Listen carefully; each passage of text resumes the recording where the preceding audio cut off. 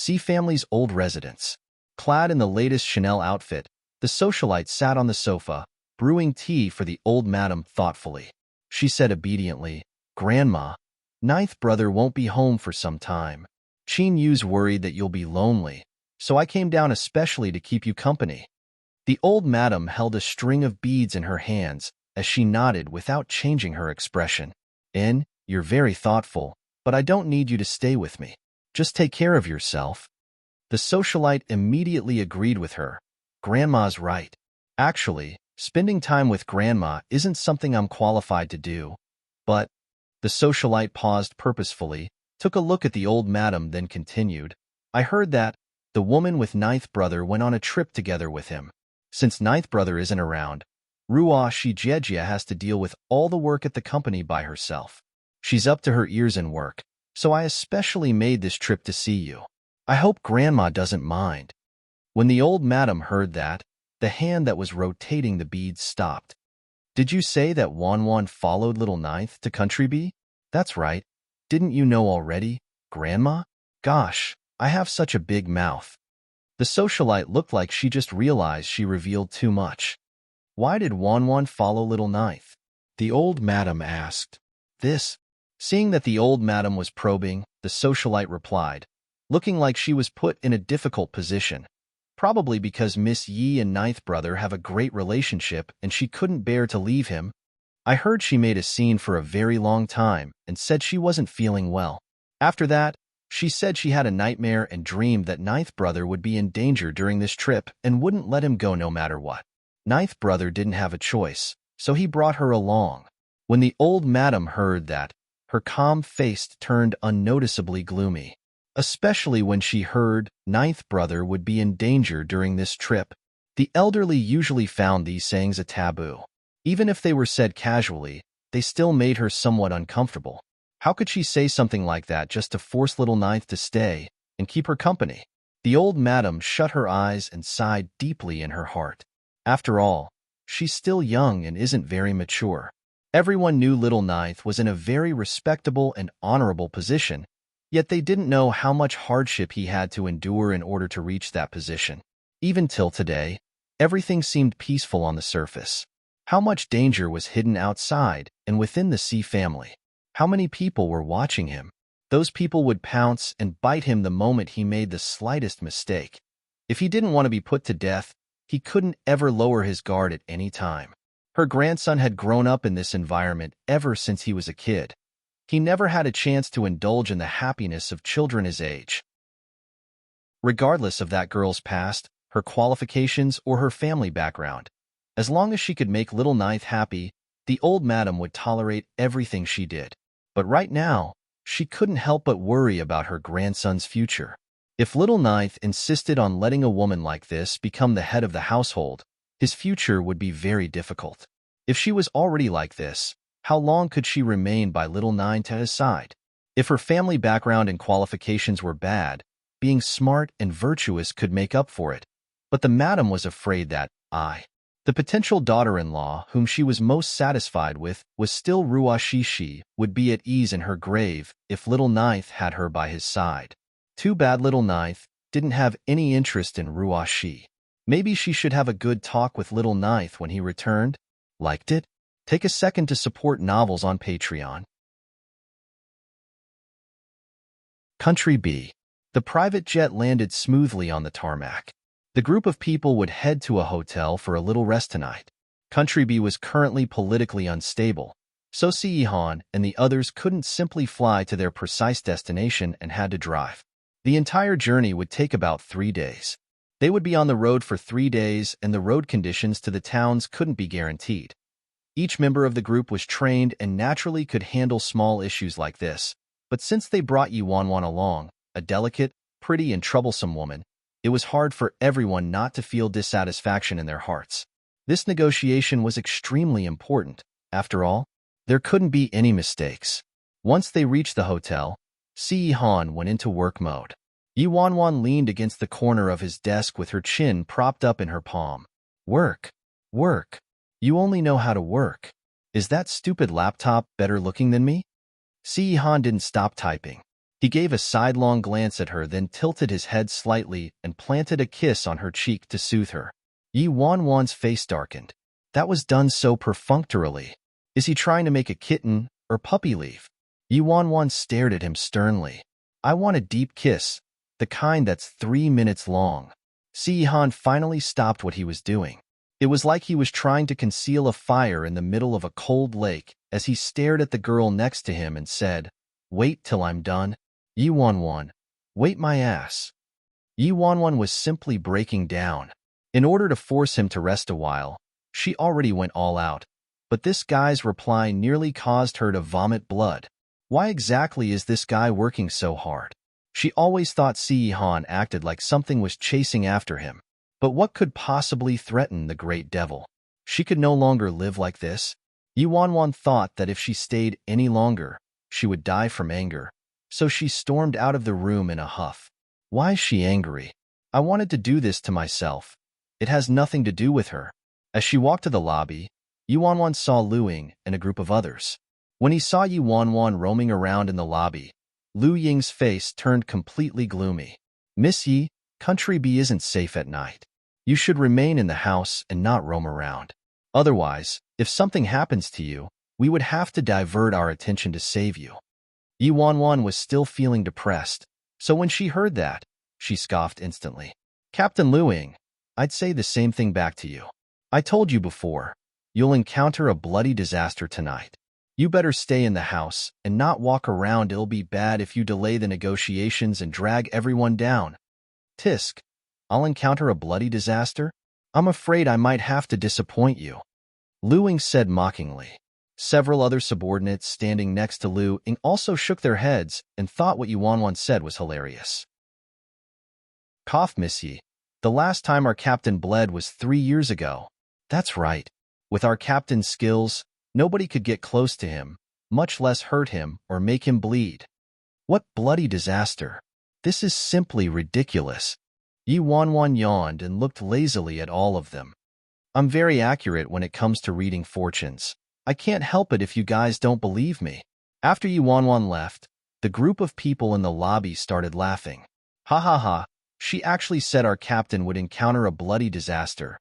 This is the funniest joke I've heard this year. Exactly. I could laugh at this joke for an entire year. Liked it? Take a second to support novels on Patreon. Yi Wanwan roamed around and found that there was a beach nearby, so she walked over to take a leisurely stroll to ease her mind.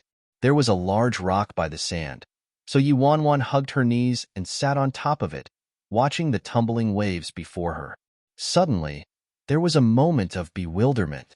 After she was reborn, she planned to keep pacifying Si Han, then think of a way to redeem her freedom and lead a life that belonged to her. But right now, without realizing it, her life was more and more intertwined with that person. She was unable to discern and fully comprehend what would happen to her in the future. Yi Wanwan hugged her knees while sitting there and fell asleep unknowingly. Not far off, the phone of the female bodyguard who was hiding in the dark watching over Yi Wanwan suddenly rang, and she immediately reported her whereabouts dutifully. Very soon, a tall figure walked towards the reef, bent down and picked the girl up.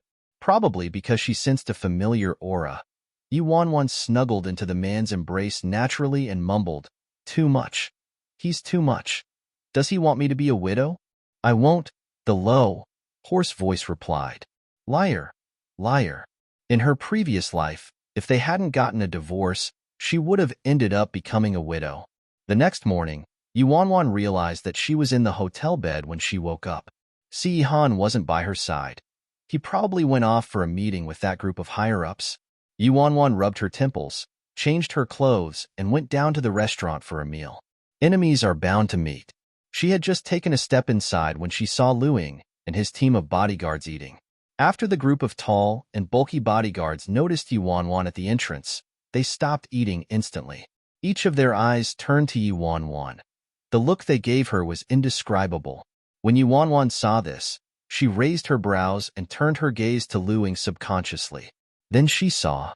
Lu Ying sat in front of the dining table. He was dressed in his usual black outfit, and his expression was gloomy. His underlings probably knew their captain wasn't in a good mood, so all of them were completely silent.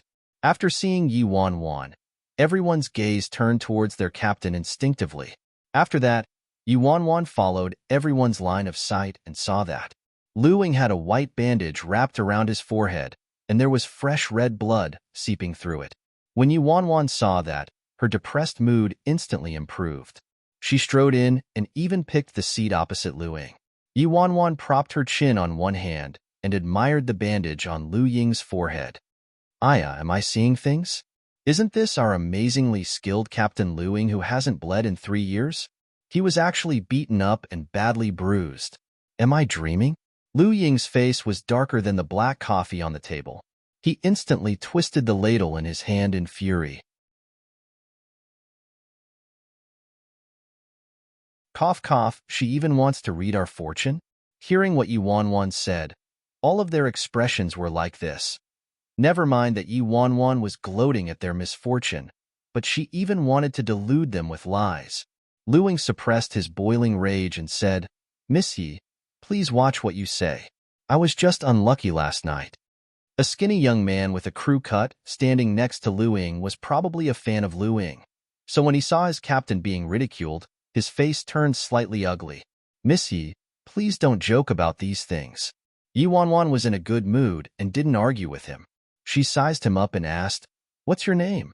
The youth was stunned then replied, Song Jing. Yi Wanwan continued looking at him, her expression very subtle. Didn't expect that it would actually be him. Miss Yi, do you have something to say?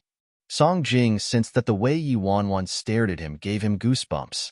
Yi Wanwan lowered her gaze, laughed, extended her hand and pinched her fingers, then lifted her head and looked at Song Jing. I read your fortune just now. I predict that. Predict what? Song Jing blurted out instinctively. Although the crowd watching the commotion felt that it was beneath their dignity, they still turned to Yi Wanwan out of curiosity, wondering what nonsense she had to say. Yi Wanwan said faintly, I predict that you'll encounter a calamity in the near future. When everyone heard that, the corners of their lips twitched. A calamity again. Can she come up with something new?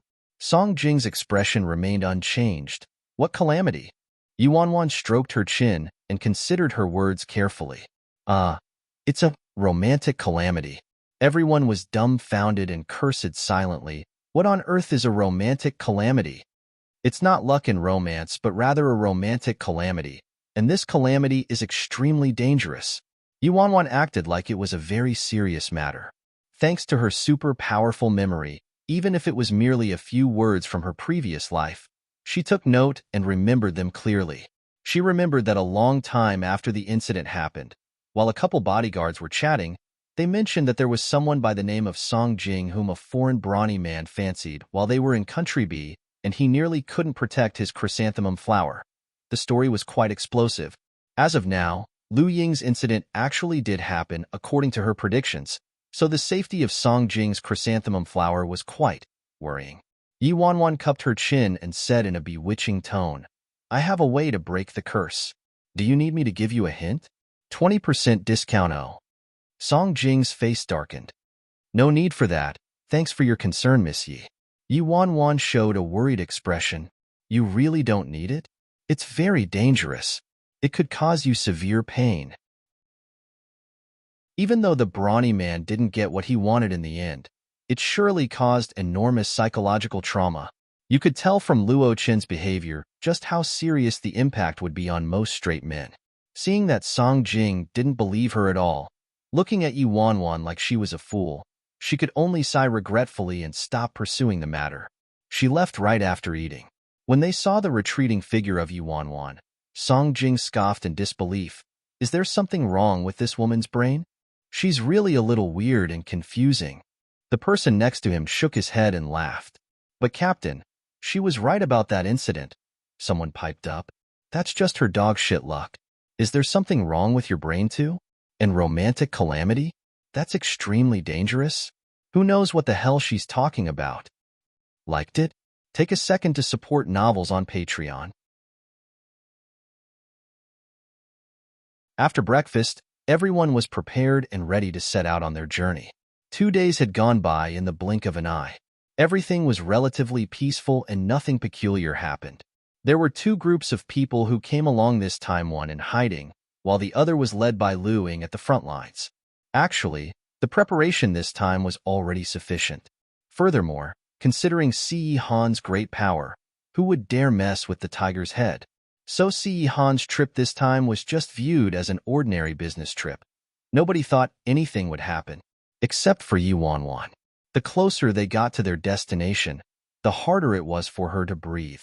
Surrounded by his guards, nothing should go wrong. But who knew that a certain gang of people would appear? In the car, Yi Wanwan looked at the slightly pale-faced man next to her and said, "Darling, are you sure you don't want to have more men around? I feel very uneasy in my heart. I keep feeling that something bad's going to happen. Believe me, my gut feelings are very accurate." Yi Wanwan had been saying the same thing over and over these 2 days. Although she knew that the staff on duty today were top-notch, she still couldn't be at ease.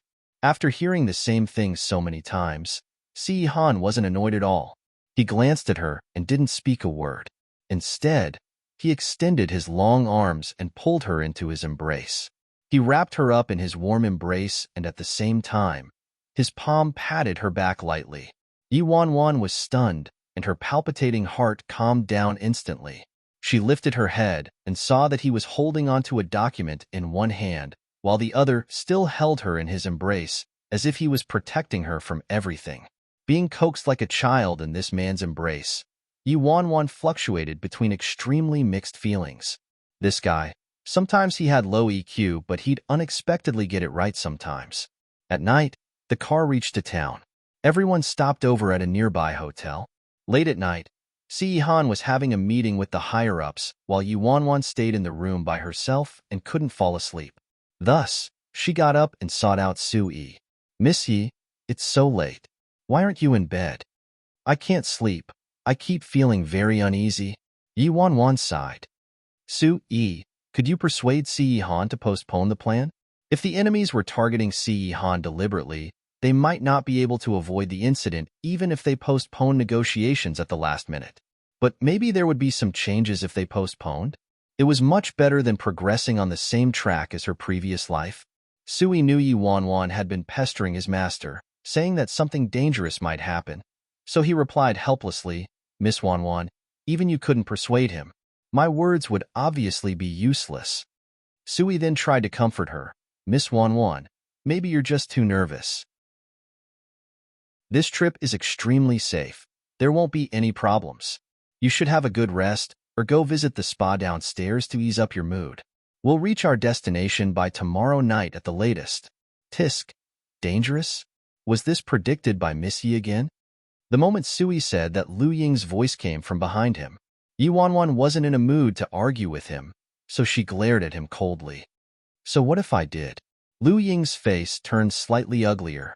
"Miss Yi, I'm showing you respect only because you're one of the master's people, but if you have intentions of doing anything that would ruin or jeopardize the master's plans, don't blame me for not giving you a warning first. You've been spouting nonsense these past few days, trying to cause a ruckus among us. It's already affected everyone negatively, so please be cautious with your words and actions." Liked it? Take a second to support novels on Patreon. Lu Ying swung his arm and left with a cold expression after saying that. Sui stood awkwardly at the same spot and tried to ease the tension. "Cough, Lu Ying's just like that. Please don't mind him." Yi Wanwan didn't respond. After all, she was already prepared for this and expected that nobody would believe her. She also knew how others would view her once she gave warning about what was to come. Late at night at the bar on the top floor of the hotel. After being on the road for 2 days, the bodyguards were relaxing a little at the bar. A group of people was drinking and chatting there. Have you guys heard? That woman's like a maniac these past few days. She's been telling boss that there will be a robbery and danger ahead, urging boss to stop moving forward. She really thinks she's a grandmaster in fortune-telling, huh? Nonsense. That phony simply guessed what happened to the captain by chance, right? She even predicted Song Jing would have a romantic calamity, but 2 days have gone by, and isn't Song Jing still fine? Song Jing sneered. Captain said she's a femme fatale. He's completely right. A group of them were talking when suddenly, a blonde foreigner with blue eyes walked towards them and headed directly to Song Jing. His eyes glistened as he stared at the knife on Song Jing's waist and said in fluent Mandarin, "Wow, if I'm not wrong, this is a famous knife from the Tang dynasty, right?" Seeing that this person knew his stuff, Song Jing was surprised. "A foreigner like you actually knows about this?" "Heh, not only do I like China's history, I also like China's." "Like China's what?" "Nothing," the man chuckled then said, "I have many weapons from China at home. Do you want to follow me back and take a look? My place is nearby, really?" "Sure." The next morning, Yi Wanwan hadn't slept almost the whole night as she floated downstairs like a wandering spirit to have her breakfast. At the same time in the hotel's restaurant, a group of large men surrounded a skinny young man with a crew cut, patting his shoulder and coaxing him one after another. Don't be so gloomy. Luckily, we rushed over in time. That rapist didn't get what he wanted, right? Who'd have known that foreigner's gay? And even had a special liking towards Chinese men. He lured Song Jing into his house by bluffing about knives. The worst part was that he even used that kind of despicable drug. It was so close. If we got there a second later, we wouldn't have been able to save Song Jing's chrysanthemum flower. That foreigner already had his pants off. That plaything was so terrifying. If he really put that thing in... The veins on Song Jing's forehead protruded, and his face turned darker as he listened. He howled in a fiery rage. "Shut up, all of you. I'll punch out the teeth of whoever brings up what happened last night." Yes, let's not talk about it anymore." Everyone hurriedly laughed it off. The moment Yi Wanwan stepped into the restaurant, she heard the detailed version of what happened, and it was indeed hard to explain with a few words. Yi Wanwan sat at the table not far off from Song Jing's table, then called the waiter over. "Waiter, please get me a pot of chrysanthemum tea." Hearing Yi Wanwan's voice, Song Jing, who had calmed down a bit, instantly tightened his own chrysanthemum flower as he turned his head stiffly towards Yi Wanwan. All the other bodyguards' actions were synchronized as they turned towards Yi Wanwan with even more astonishment compared to last time. At first, they hadn't put the two things together, but after they saw Yi Wanwan, they suddenly recalled a very strange incident. Liked it? Take a second to support novels on Patreon.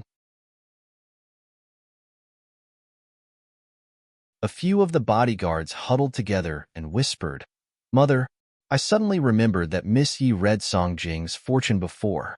Didn't she say that he'd encounter a romantic calamity? It couldn't have been this, right?" "Fuck. It seems like it was." She had a really weird expression when she was saying that, and she even said it was very dangerous and would bring great harm to Song Jing. Cough, cough. Indeed, it was extremely dangerous. It caused a lot of harm indeed. She wasn't wrong at all. She got it right again. Isn't this a little too creepy? This is simply unbelievable. If only Song Jing listened to Miss Ye's advice, couldn't he have avoided this calamity? Huh? Give me a bowl of rock sugar chrysanthemum porridge, chrysanthemum, red date, and wolfberry snow pear, and chrysanthemum shredded chicken. Each time Yi Wanwan read out an order, Song Jing's face darkened by one fold. He felt increasingly baffled in his heart. This woman, could it be that she really knows how to read a person's fortune? Otherwise, wouldn't all this be too much of a coincidence? Stop chatting and quickly go get ready. We'll be leaving soon. Today's the last day, so everyone has to be more careful. At this moment, Lu Ying walked over and looked in Yi Wanwan's direction. He also heard about what happened to Song Jing, and it was indeed a little creepy, but how could that woman be able to predict things like that? It was just a case of a blind cat catching a dead rat, making her nonsense appear to make sense. Seeing that the captain arrived, everyone dispersed like birds. Yi Wanwan realized they had to set off soon, so she didn't have any other choice and decided to use the same tactic. Maybe she should continue injury herself and use her beauty trap to delay the group. She was using all her mental energy to think of a plan and didn't notice that some time had gone by yet Sui hadn't informed her about taking off. What's going on? A suspicious look appeared on Yi Wanwan's face. With Si Han's punctuality, nothing like this should happen. In her previous life, she only knew that something bad would happen, but she wasn't sure what time exactly. She also didn't have any information about other minute details, so she had no idea what happened that caused this delay. After waiting for some time, still nothing happened and Si Han didn't pick up her calls. Yi Wanwan gradually sensed that something wasn't right. Could it be that it's different from what I predicted? They weren't attacked on the road, but at the hotel instead? With that thought, Yi Wanwan stood up immediately and sprinted upstairs. There was nobody in the room where they had the meeting last night, and Sui wasn't in the room either. Then she dashed to the suite she and Si Han shared. When she walked in, all she saw was a group of people gathered around the door, each of them with a solemn expression. What happened? Seeing all these people's expressions, Yi Wanwan's heart started pumping hard. One of the higher-ups said, "Just now when we were discussing business, boss suddenly got sick and fainted." "What did you say?" Yi Wanwan's face paled. At the same time, in the bedroom of the suite, a doctor from Jean Garden, who came along on the trip, checked Si Han's body with a grave expression. His condition isn't looking great. Ninth Master's illness came on too suddenly, and the situation is dire. He was fine all along. How did this happen all of a sudden? Sui was extremely anxious. How was he fine all along? Ninth Master has health problems that simply can't be seen on the outside. I already warned all of you endless times. But Ninth Master, and you guys didn't take my advice seriously. Ninth Master never showed it on the outside and didn't act any different from a normal person. But this time, his body's reached its limits, and this is the result. Liked it? Take a second to support novels on Patreon. Then what should we do now? Is he in critical condition? Luing panicked. We'll stabilize his condition with some medication first, but that's only a temporary fix. He must be sent to the hospital for a more thorough checkup. The doctor injected a dose of medication, then quickly went to the medicine box to take some pills out and prepared to give them to Si Han. The more he panicked, the messier it got. He couldn't get Si Han to swallow the pills no matter what. Everyone in the room was in a panic. Just at that moment, there was a bang and the door was slammed open.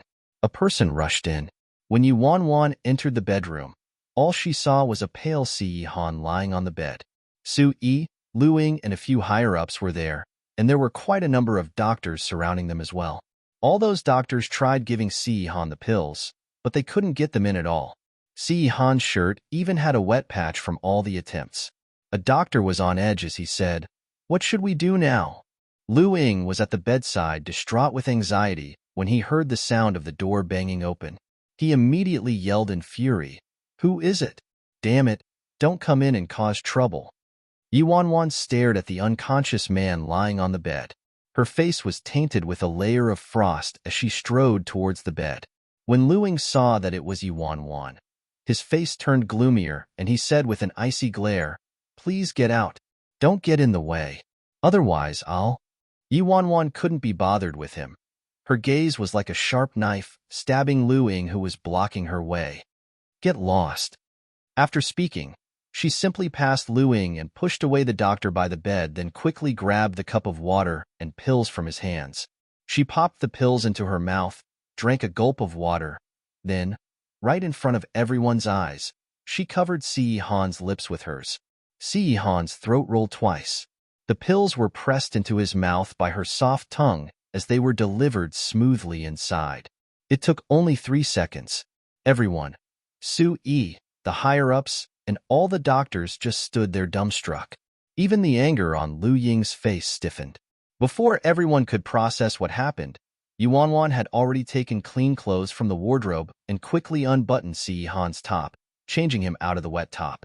Seeing how Yi Wanwan had swiftly taken care of all those troubling tasks, everyone heaved a sigh of relief.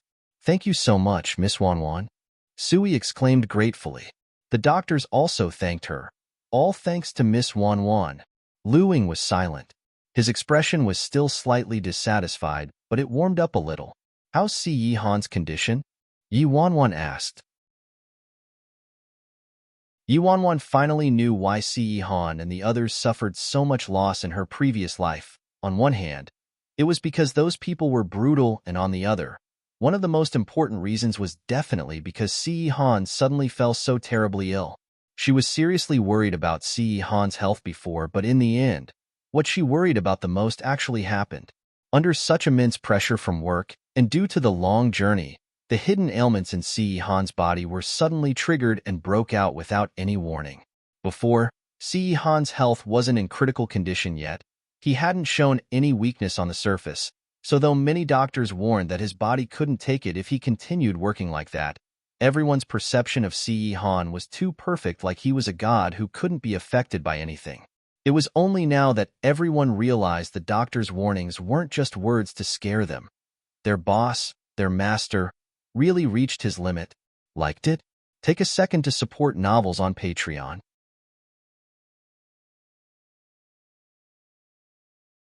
In a split second, everyone was rooted to the ground in a daze, like oars that lost their direction. Mr. C must undergo a thorough body checkup and medical treatment as soon as possible. We can't delay it any further, the doctor said sternly. Where's the nearest hospital? Sui asked. Luing gritted his teeth. The medical facilities here are bad. How could we send our master to that kind of place? Our master's health is critical. Let's head back. Hearing what Luing said, everyone immediately turned to look at each other and fell silent. Tomorrow's the negotiation, yet he wants to return now? But if we don't head back, with our boss condition like that? Yuanwan glanced out the window at the sky, and a dark cloud covered her heart. Head back? I'm afraid they won't make it back. Just as everyone was intensely discussing a resolution, suddenly, one of the subordinates rushed in anxiously. Captain, TR trouble? What trouble? What's the problem? Luing retorted in frustration. We're surrounded, his subordinate said in a panic.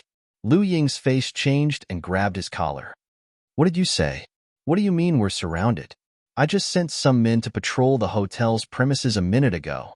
Even if we're surrounded, why wasn't there any warning? His subordinate swallowed and trembled as he spoke. We're surrounded by the entire town. The outskirts of this town were already completely blocked by a strong power. These people are very ferocious and are obviously coming for us. When Luing heard that, his face turned livid.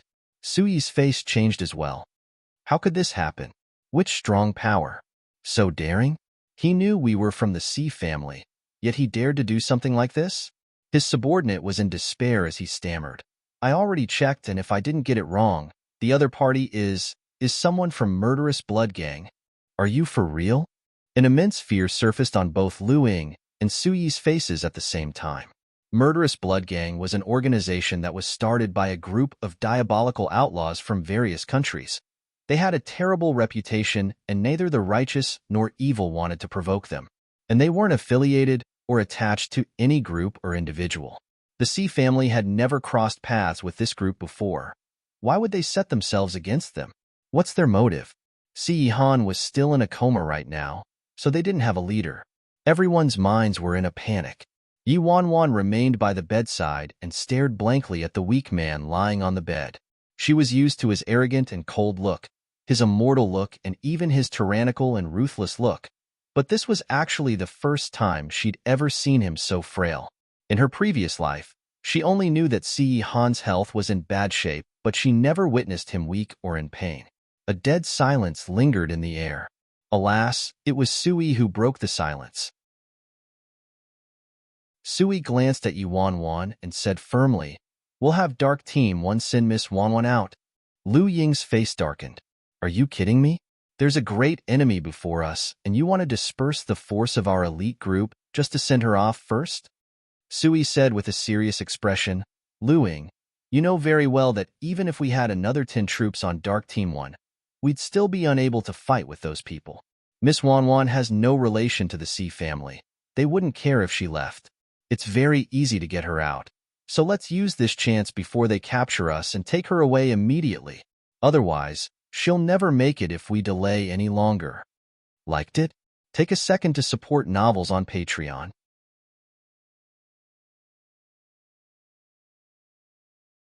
Luing still adamantly rejected Suyi's suggestion.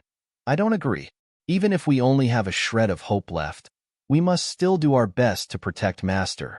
This idea of yours would cause Master to be in greater danger, just for the sake of this one woman?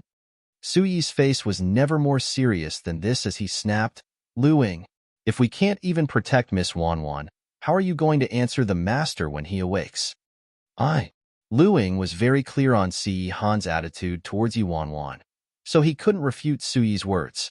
However, he would never be willing to make such a great sacrifice for a worthless woman like Yi Wanwan. While Sui and Luing argued, Yi Wanwan was silently observing Si Han and hadn't said a single word at all. Miss Wanwan, please get ready. I'll get someone to take you out of Country B immediately. Sui didn't delay any further and informed Yi Wanwan. In a moment, everyone's eyes were on that beautiful girl. At such a critical time, what would her choice be? If she was true to Si Han, she would never leave at this moment and would stay by his side to live or die with him, right? After a short period of silence, the girl lifted her head and replied expressionlessly, All right, I got it. The second Yi Wanwan said that everyone furrowed their brows and looked at Yi Wanwan with slight contempt. The smirk on Lu Ying's face spread as he sneered, Master, this is the woman whom you pampered so much. In a time of crisis, she didn't even hesitate and rushed to escape on her own. If it was Miss Ruashi, she would never leave my critically ill master alone. Sui sighed lightly and didn't comment. Yi Wanwan was a weak woman after all, so it was only natural that she wanted to escape to save her own life in this type of situation. Anyway, she didn't even have any feelings for master. Under everyone's piercing gaze, Yi Wanwan took a long look at the man lying in bed, then she turned and left without looking back. Very soon, two completely masked men dressed in black came to Yi Wanwan's rescue. Miss Yi, please get in the car quickly. The bodyguard dressed in black urged her. Hold on, Yi Wanwan said suddenly. Miss Yi, is something the matter? One of them asked. I have a black luggage in the room. I want to bring it with me, Yi Wanwan requested. Miss Yi, this journey is very dangerous. We're better off not bringing too much luggage. The guy in black had his face covered, so she couldn't see his expression. Since they were highly trained, she couldn't pick up on his emotions through his tone, but just by guessing. Yi Wanwan knew the rage in the hearts of these two bodyguards. They probably thought that the luggage contained some valuable items that she and Si Han accumulated. Yi Wanwan's expression remained unchanged as she insisted, This luggage is very important. I must bring it with me, otherwise I won't leave. Hearing what Yi Wanwan said, the situation came to a deadlock. The two men looked at each other and finally, one of them brought that piece of luggage over. Miss Yi, can we leave now? Only then did Yi Wanwan nod. Sure. A black car started its engine, blending in with all the guests leaving the hotel, and quickly drove away. The entire dark team followed behind and escorted them secretly. Liked it? Take a second to support novels on Patreon.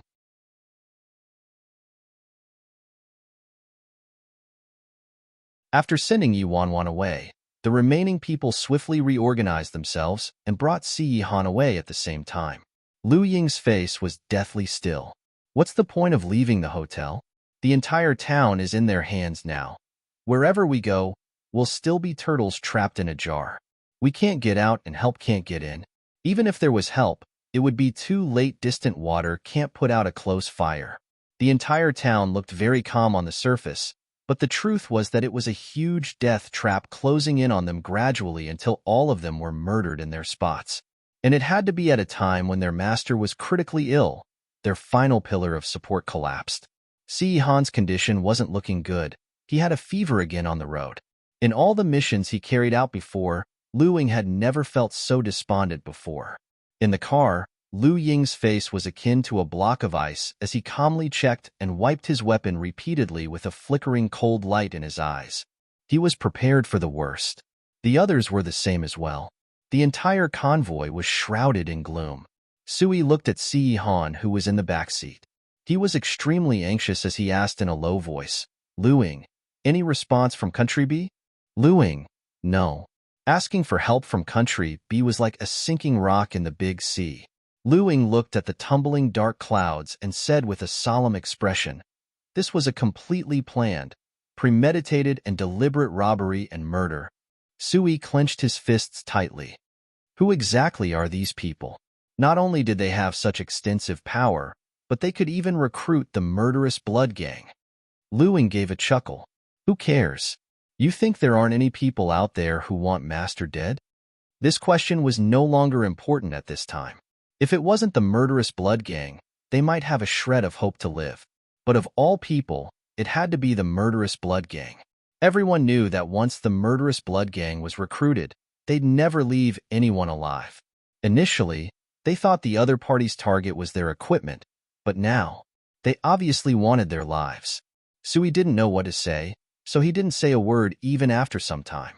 After a long while, he finally asked in a lethargic manner, "How's the situation with Miss Wan Wan?" Sui scoffed and glanced at the video communicator. She should have fled far, far away by now. The other party's target was Si Han. Even if they noticed one or two little fish or prawns had fled, they wouldn't waste effort on chasing after them. When Sui heard that, he became silent once again. The town's bustling road flew past the car windows swiftly, and the travelers got closer and closer to the border. Seeing the chance to survive get closer and closer, there still wasn't hope in anyone's hearts, only despair. Their enemies looked like they were enjoying the final struggles of the people on death row as they still hadn't showed up. Lu Ying couldn't tolerate this any further, so he turned to the window and yelled in the quiet air, "Come out! Is the murderous blood gang a bunch of wimps who only know how to hide, huh?" Just at that moment, a red laser suddenly appeared on Lu Ying's head, as if the Grim Reaper had descended. Sui's face changed drastically. He immediately pounced on Lu Ying and said, "Lu Ying, be careful. Everyone, crouch down." The moment everyone crouched, the entire roof of Lu Ying's car was blown off. Everyone experienced a burning pain on their backs, and their ears rung for a long time before they regained their hearing. When everyone returned to their senses, they realized that their enemies had already surrounded them like a pack of demons. Numerous black cars appeared all around them like a huge net. There was a black modified SUV in front of their convoy, which was akin to an enormous beast that intercepted them, and a few people walked out of the SUV one after another. After finally catching a glimpse of their adversaries, everyone's hearts instantly sank to the bottom. This phrase means a slow remedy can't meet an urgent need. Liked it? Take a second to support novels on Patreon.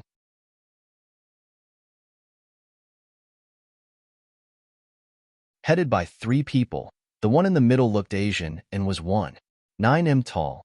He wore a camouflage vest, and his expression was extremely demonic. The muscles in his arms swelled, and even his veins bulged out. But what caught everyone's attention was the iconic tattoo of a cross on his left arm. The man on the left made himself look like a clown with paint on his face. He had a treacherous smile and a small, skinny stature. He carried a heavy weapon on his shoulder, and the blast just now was shot by him. The man on the right had blonde hair and blue eyes. His skin was very fair, and he looked feminine and crafty. He wore a white suit and was smirking in Lu Ying's direction. After seeing them clearly, Lu Ying's body stiffened instantly like a bow stretched to its limits. His entire body went into a state of alertness. The one in the middle with the cross tattoo was the head of the murderous blood gang. His codename was K, and no one knew his real name and origin. On K's left and right were his assistants, Little Clown Jason. The foxy blonde with no weapons in his hands was called Eugene. He seemed to be the weakest, but in fact, he was the most formidable and savage one of the group. He didn't like using weapons because his greatest hobby was to disembowel his victims with his own hands. Countless experts died in his hands. Eugene and Jason were both felons from Country M. They had a stinking reputation. It's the murderous blood gang indeed. After seeing the 3 people, the last glimmer of hope in Suyi's heart was shattered. Although there were only a handful of people who had seen the real faces of this legendary gang, one could easily guess their identities just by looking at their distinctive features. Damn it! Lu Ying cursed under his breath. Everyone got out of the car swiftly and confronted the gang like it was their greatest enemy. The foxy blonde Eugene lightly caressed his abnormally long fingers and stared at Lu Ying, who was covered in dirt and had a chunk of his hair burned off. He laughed slyly. "Ha, so you're the most formidable expert by Si Han's side, Lu Ying?" The way the other party looked at them with such contempt, like they were ants, immediately ignited the fury in Lu Ying. Luing was about to make a move when Sui stopped him and took a step forward and said, "Since you know who we are, why would you want to make our lives difficult for us when there aren't any grudges between the C family and your gang?" Eugene chuckled. "I? Having no grudges means I can't kill Si Han? You." Hearing the other party casually speaking of killing Si Han like that, Luing was so mad that the veins in his hands bulged out. Sui sneered. "Of course you can, and I believe your gang has that ability, but have you thought of the consequences? If they really died here today, and if Si Han really lost his life, the murderous blood gang would incite violent rage from the entire Si family. No matter how strong the murderous blood gang was, they wouldn't be able to fend off the entire Si family. So Sui thought it was very strange for the murderous blood gang to be so daring in taking on such a huge risk. Sui forced himself to remain calm and continued speaking. "No matter what your gang's motives are or who got you to do this, I believe this is not a wise choice." Hearing the threat in Sui's voice, the three of them seemed slightly shaken. Just as Sui developed a glimmer of hope in his heart, Eugene suddenly burst out into a wicked laugh. "TSK, what else can we do? I just love the thrill of this kind of mission." Little clown Jason laughed wantonly as his hoarse voice said piercingly, "I'm itching to get on with it." Liked it? Take a second to support novels on Patreon.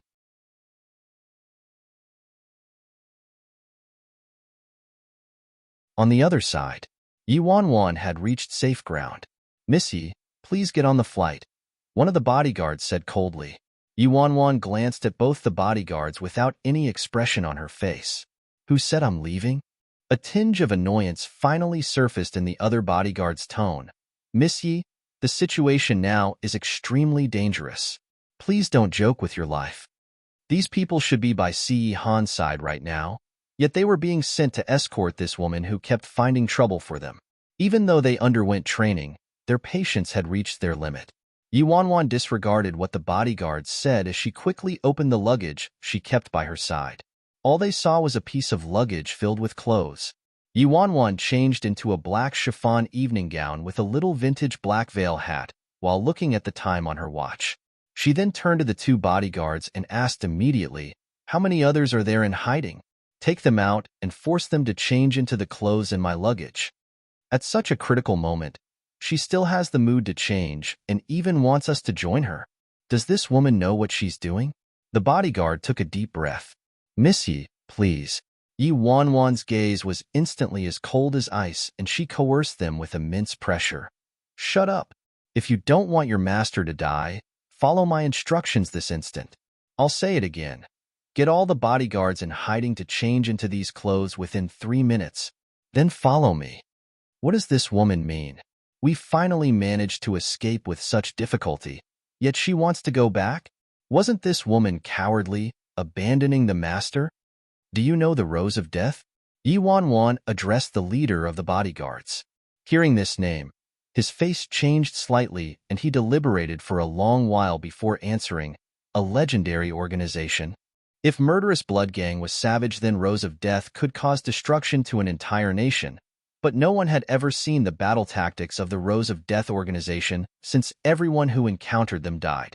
Why is this woman suddenly bringing this up? And how did she know about that organization when only a handful of people in our trade know about them?" Yi Wanwan put on the hat. Her face, which was separated by the black veil, was extremely treacherous and ice-cold, and the aura around her changed suddenly. "Right now, we're the Rose of Death." What? Does she mean that she wants us to pretend to be the Rose of Death? Although the Rose of Death was probably the only group the Murderous Blood Gang feared, the members of the Murderous Blood Gang weren't fools. How could they be deceived by such a clumsy disguise? "Who are you to trick the Murderous Blood Gang to fall for this clumsy disguise?" the leader couldn't help but ask. Yi Wanwan shot a look at the bodyguard who doubted her. "All you can do is trust me." If she wasn't prepared, obviously she wouldn't have dared to take a risk like this. But in her previous life, she obtained inside information and secrets that were unknown to many people about the Rose of Death. Dust and sand spread.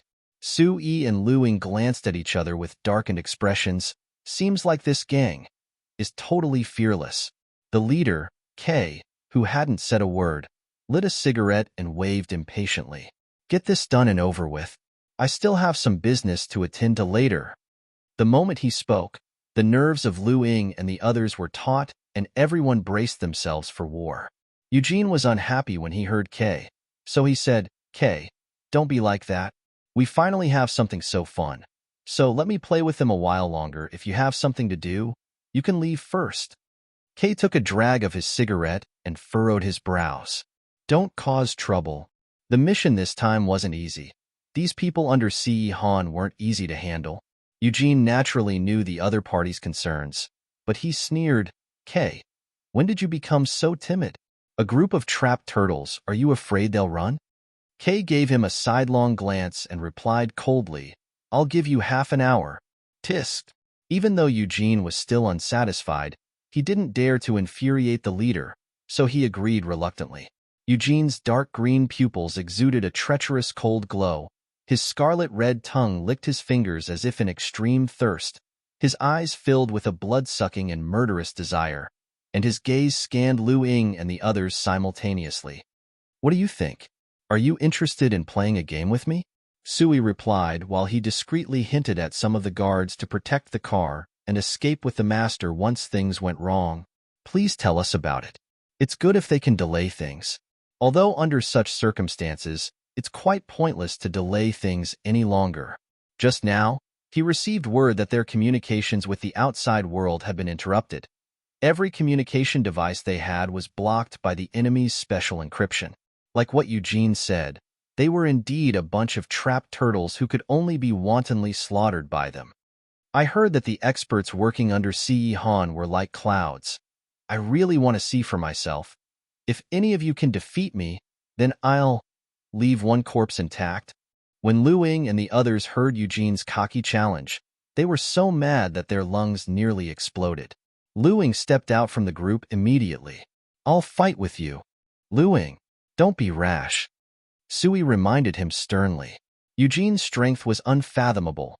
Wrestling was his strong suit. His hands were scarier than a weapon, so even if he faced Lu Ying, he might not. Lu Ying's eyes remained locked on that man, unperturbed. As the captain, as the master's most trusted man, how could he retreat and hide in the back at a moment like this? Lu Ying disregarded Sui as he charged towards Eugene like a sharp arrow. 1 move, 2 moves, 3 moves. Swish, Eugene's cheeks was brushed by Lu Ying's fist, leaving a trail of blood. Eugene's moves were crafty and strange, but Lu Ying was nimble and swift, so he caught Eugene off guard and got close to Eugene in just 3 moves. Eugene was stunned, almost in disbelief. He extended his hand slowly and touched his face. The man licked the blood off his hand. The shock on his face gradually turned into tremendous excitement and delight as he said, Interesting. Worthy of being Ce Han's #1 expert. Ha ha ha. This is too interesting. I decided to give you the honor of being my beloved stuffed toy. Liked it? Take a second to support novels on Patreon.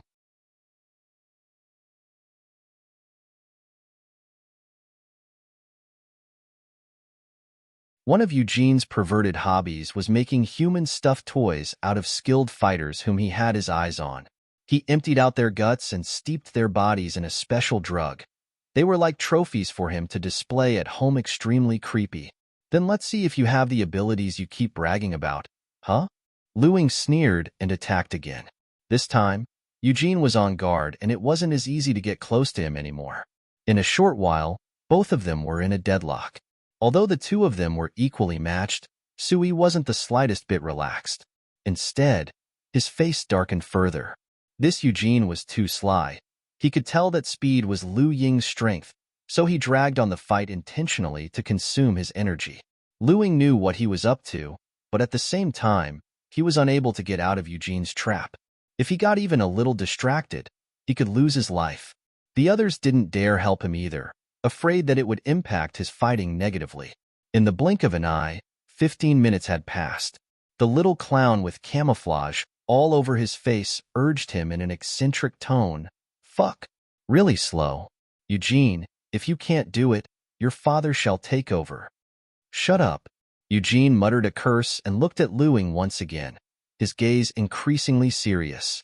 This guy actually does have some skill, huh? He actually managed to counter me for such a long time. Minutes and seconds ticked away. Eugene's eyes suddenly lit up. Ha, found it. This is bad. Sui was about to warn him, but it was already too late. Eugene discovered Lu Ying's flaw and his finger, which was scarier than a sharp knife, thrust straight into Lu Ying's lower abdomen, which was left open before he drew it out quickly. As his internal organs were ruptured, Lu Ying heaved a mouthful of fresh blood, and his face turned pale. Eugene's finger was stained with the fresh blood. Pitter-patter. The blood flowed downwards. He stuck his scarlet-red tongue out and tasted Lu Ying's blood, drop by drop as if he was sampling a delicacy. The hit was too heavy. Lu Ying's body weakened instantly. Lu Ying. Sui hurriedly rushed over and helped him up. Captain. The others crowded around him as well. How perverted are these people? They could defeat even Lu Ying? Seeing the frightening wound on Lu Ying's body, Song Jing was in so much fury that his eye sockets felt like they were burning. He stepped out and bellowed, "Stupid pervert! Your father will fight with you, Song Jing. Get back. You're not his match." Lu Ying chided sternly. "Captain, we'll be dead either way. I'll definitely seek revenge for you." After proclaiming this, he lowered his voice and said, "Even if I die, at least we can gain some information about his skills." Lu Ying couldn't stop him. Song Jing charged forward after speaking.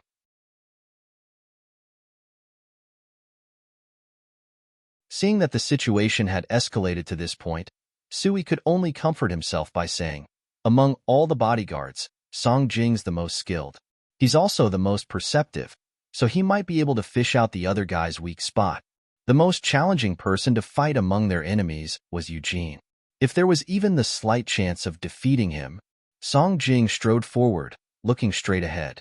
He looked at the pale-faced and scarlet-tongued man and exclaimed, "After you, Aya.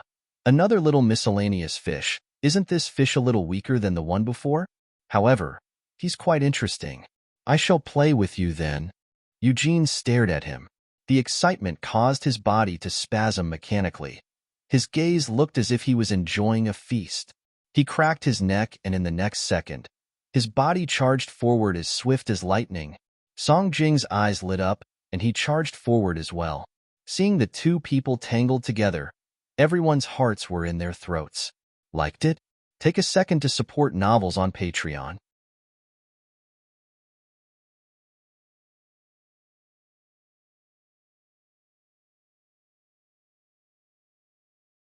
The little clown Jason and the other murderous blood gang members were calm and unruffled amidst the chaos, with a treacherous smile on each of their faces, causing the guards to feel more and more uneasy. Watching the two people fighting, the little clown said in a sympathetic voice, "Deske. So naive. He's actually trying to find Eugene's weakness." In the blink of an eye, Song Jing and Eugene already made about 100 moves on each other. However, Lu Ying and the others didn't have the slightest glee in their hearts. Instead, their faces became paler. That pervert looked like he was fooling around with a mouse the whole time. His fingers as sharp as iron left wounds on Song Jing with every move. Every wound penetrated deep into his flesh, thrusting towards his heart. Although the wounds weren't fatal, it made him feel extreme anguish, a fate worse than death. In just a few short minutes, Song Jing became a completely bloodied person. The blood couldn't be seen on his black clothes, but beneath his feet, wherever he stepped, were trails of blood. What made them enter even more despair and disbelief was that this perverted man already made 100 moves on Song Jing, but he hadn't even shown a hint of his true strength. Lu Ying's entire face was darkened. He struggled to get up, but because of intense pain, he sharply bent down, his forehead dripping with cold sweat as his breath quickened. "Hurry. Stop, Song Jing. This asshole is obviously fooling around with you." However, the moment Lu Ying said that, a bone-chilling sound reverberated. Eugene's hand thrust into Song Jing's abdomen like a blade. The pain was so excruciating that he nearly fainted, but shortly after, he straightened up once again, allowing the blood to flow. He charged forward, staggering, but at this moment, Song Jing was akin to an arrow at the end of its flight. He barely made a move before his opponent attacked his lower abdomen again intentionally. Enough! Both Lu Ying's fists were almost crushed and his eyes were blood red. The other guards had red eyes as well. They yelled and prepared to charge forward. Don, don't come over. Song Jing knew that even if the others came, they would also be sending themselves to a quick death. He wanted to delay this eventual outcome, so he used all his strength and pounced onto Eugene. Eugene didn't want to play the cat-chasing the mouse game anymore, so every move he made was blood-sucking and terrifying. There wasn't a good piece of flesh left on Song Jing's body anymore. So he's only at this level? Boring. Eugene muttered dully as a hint of boredom flashed in his eyes.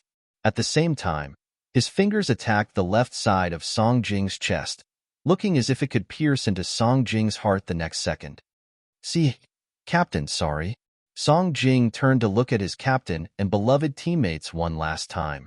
His eyes filled with regret. The dense clouds in the horizon tumbled even more violently.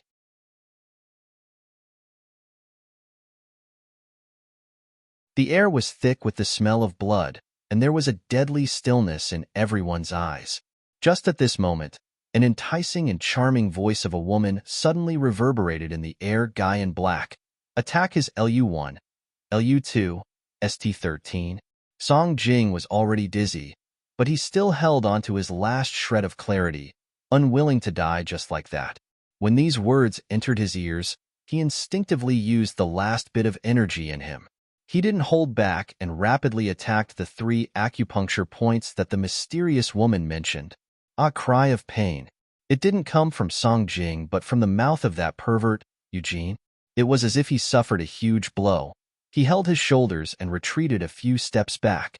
And just like that, Song Jing dodged a fatal attack. These are acupuncture points, liked it? Take a second to support novels on Patreon.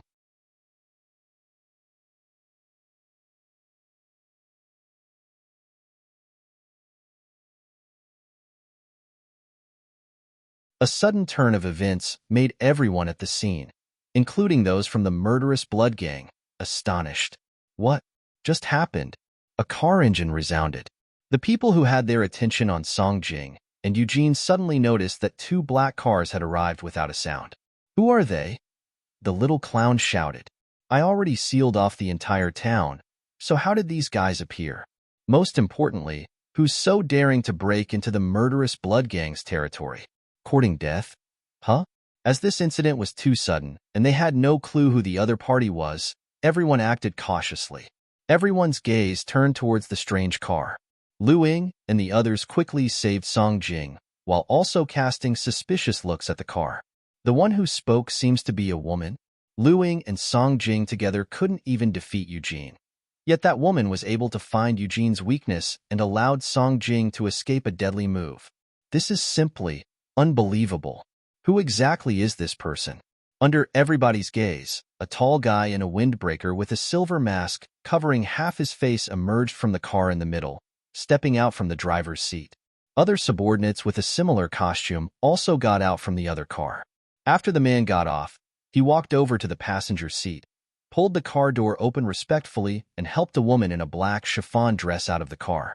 The woman in a black chiffon dress also wore a vintage hat with a black lace veil concealing half of her face. She held on to the man's arm lightly and stepped out of the car leisurely. Her actions were as graceful as a medieval upper-class lady. Although the black veil covered her face and they couldn't see her face clearly from a distance, judging by the shape of her red lips and delicate and perfect chin, they could tell this was a beauty who could turn all living things upside down. Where did you guys come from? Give us a name. Eugene didn't expect that his boat would be overturned in the gutter, so he glared at the person approaching as he clamped a hand on his injuries. Tisk. The woman didn't speak a word and simply gave a chuckle. She didn't respond to Eugene's question. That chuckle made it seem like she viewed the other party as a mere mole, cricket or ant, obviously implying that he didn't have the right to speak to her and wasn't even worthy of being looked at. Eugene naturally noticed the mockery in that chuckle. He was just about to explode in fury when the woman suddenly turned to look at the leader of the murderous blood gang, Kay. Her languid and lusty voice slowly left her red lips, Hong Hai, very mighty of you. Huh? You're just a stray dog banished from Liu Yin Yang's army who's now gotten a second chance and turned into the head of a mob. You even dared to snatch someone I love from me.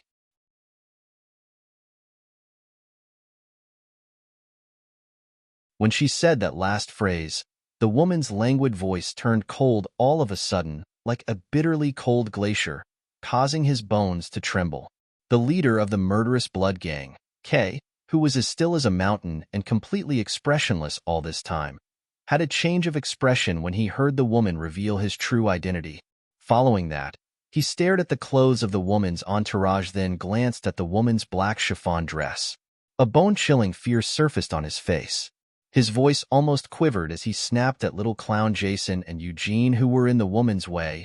Jason, Eugene, back off. Don't be disrespectful. Liked it? Take a second to support novels on Patreon.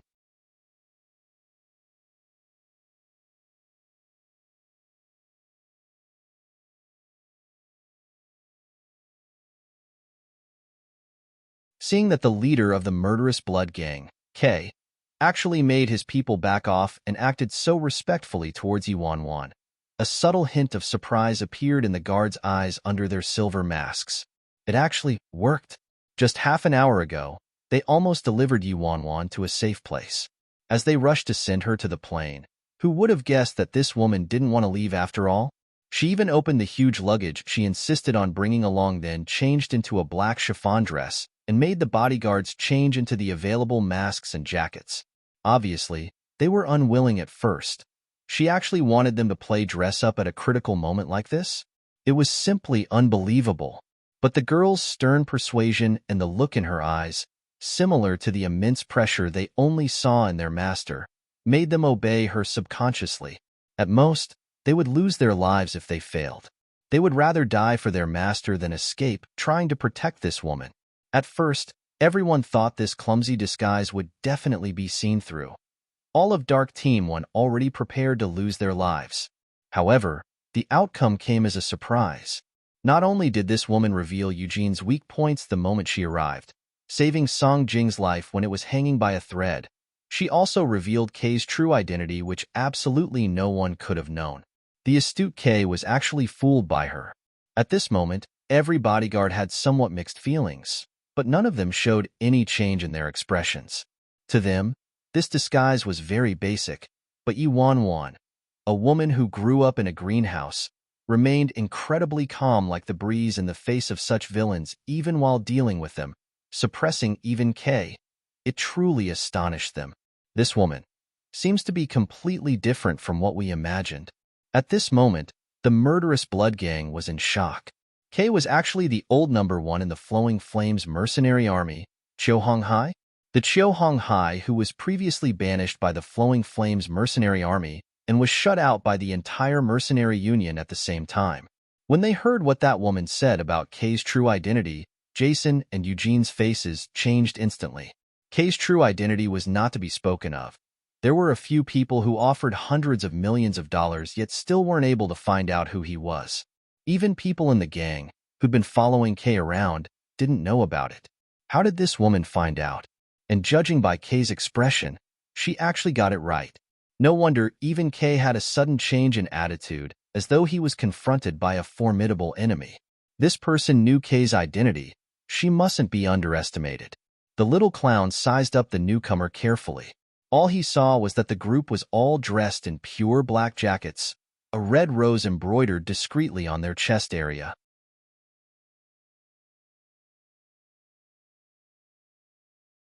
Their jackets were blown open by the wind, and inside was an eye-piercing red. Also, the iconic silver mask on those people's faces. Looking at the woman in front, dressed in a luxurious black chiffon dress, a black veil concealing her face. Could it be?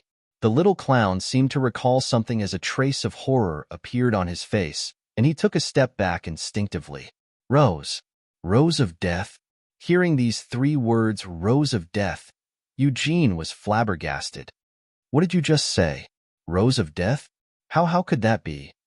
Rose of Death, simply put, was the strongest organization that only existed in legends.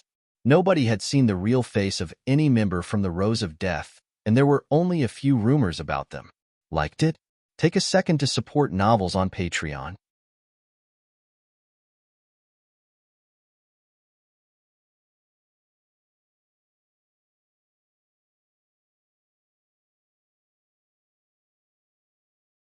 It was said that everyone in the organization dressed in a jacket with a rose embroidered on it and wore a silver mask on their face. The leader of the group was a woman who wore a black dress with a black veil covering her face, and people called her the Black Widow. Nobody knew where this woman came from or her age. It was rumored that she was already over 60 years old but had a youthful look, and there were some who said she looked frightening and sinister. And this woman was always accompanied by her men. Although not in large numbers, one could tell from their aura and steady steps that they weren't ordinary men. They looked like they were ice-cold human weapons. Their appearance and style of dress were all in line with the rumors. Leading a troop like this? Could it be that she's the Black Widow? Eugene staggered and took a step back with Jason. Talk about perverted and bloodthirsty. This woman was the absolute pioneer. Her methods were 1,000 times more savage than Eugene's. And this woman especially liked men who were good-looking and of a high status. Even the chief of the Sobo-gu clan in Country M was captured by her. At the time, the Sobo-gu clan showed up in full strength, vicious for revenge, but in the end, they were completely exterminated overnight. 10 years ago, when the Rose of Death was the most active, they provoked many formidable powers, always resulting in the destruction of those formidable powers. Even if it was an entire nation, it was simply a toy that could easily be crushed in the palm of the Rose of Death, much less a clan. If they fought with a power like this, there'd only be one outcome: death. No wonder this woman actually hit the nail on the head and found out where their trap was. She even knew every bit of inside information about Kay. At the same time, Lu Ying and the others already felt something was amiss and retreated a few meters back. Rose of Death? The hope that had just risen in Lu Ying instantly turned into even deeper despair. How's that possible? Suyi's face was shrouded in fear. Isn't that the legendary organization? There hasn't been any news about them for 10 years. Initially, when he saw that woman helping Song Jing, he thought they were reinforcements. Who knew that they were an even scarier opponent, and judging by the other party's tone, they were also coming for them. This was simply like leaving the tiger's den and entering a wolf's lair. Everybody's heart was at a low ebb.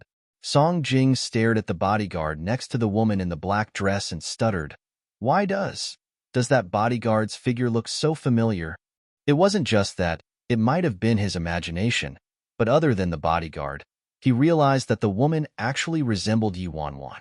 Bodyguard?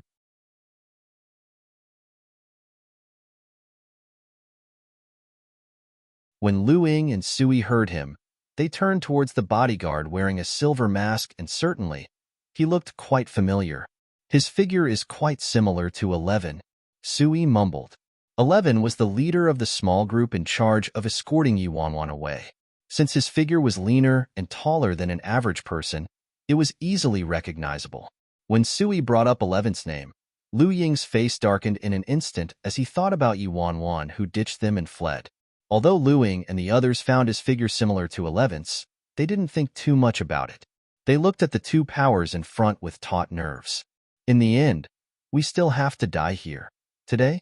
If they ended up in the Rose of Death's hands, they might as well land in the hands of the murderous blood gang. It was rumored that this Black Widow would immerse herself in a young lady's fresh blood daily in order to maintain a youthful complexion. It was also rumored that she was extremely fond of tormenting and killing good-looking men. Many leaders in various clans were tortured by her hands. Liked it? Take a second to support novels on Patreon.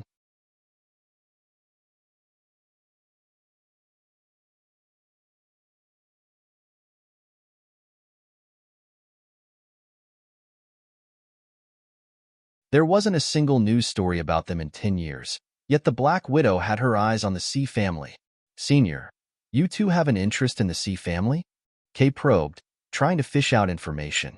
After all, this kind of organization that only existed in rumors was too mysterious.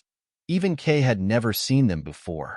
Although this woman seemed to have great power, Kay still had his doubts about her identity, being the cautious person he was. The woman stroked her nails languidly. Do I need to inform you about whomever I'm interested in? No need. No need. Of course, you don't have to. Just that. Hearing the murderous tone of the woman, Kay looked like he was in a difficult position and thought carefully before he said, Senior, even if I was given 100 guts, I wouldn't dare to compete with you for someone you wanted. But what a coincidence this time. Our mission was to get these people as well. If we fail, it's very difficult for us to account for it. So can we work something out with you, Senior? Oh, what do you have in mind? The woman glanced at him casually. Kay shifted his gaze and suggested politely, the person whom Senior has taken a fancy to is only the head of the C family.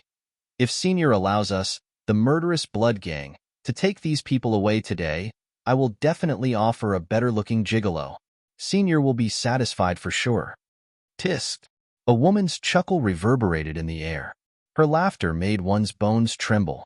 Kay picked up an inexplicably bad premonition and didn't know what the woman meant by her laugh. His heart pounded continuously as he said, Senior. The stormy rain and strong winds came abruptly, turning the skies gloomy. Although the woman's tone was still languid and casual, the atmosphere underwent a complete change. How about you offer yourself to me? Huh? Those little cuties of mine should be very interested in you. Out came a huge sense of oppression that even an SS-level mercenary like him couldn't withstand, causing his forehead to overflow with cold sweat. Chiu Hong Hai immediately replied, No, I wouldn't dare. Those little cuties that this woman mentioned weren't just any cute pets. They were wild dogs that had been feeding on human blood and flesh ever since they were little. To her, the leader of the murderous blood gang was only good enough to feed to her dogs. Such insulting comments came from her mouth, yet he didn't even dare to show a hint of anger. Wouldn't dare?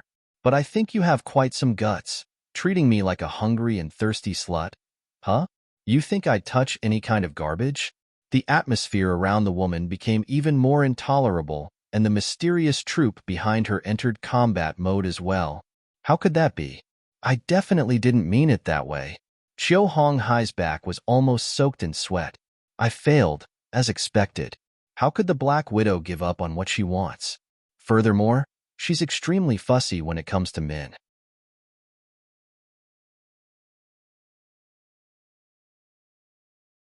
However, this mission's extremely important. I can't fail. With that thought, Kay was stuck in a dilemma. On the other side, Lu Ying and the others were filled with fury as they listened to these two powers bargaining, treating their master like a toy. But at this moment, they were like meat on someone else's chopping board. Under such strong powers, they could only allow themselves to be trampled upon. At this moment, the tall and lean subordinate next to the woman suddenly burst forth with iciness in his eyes as he shot a look towards the murderous blood gang. Get out of our way, then. Ye. Yes. Chiu Hong Hai hurriedly retreated to one side. The prey he'd gotten a hold of escaped just like that. It was obvious that Chiu Hong Hai was unwilling to give up, but as the saying went, the mantis stalks the cicada, but behind them lurks the oriole. The woman was someone he couldn't afford to offend. Liked it? Take a second to support novels on Patreon.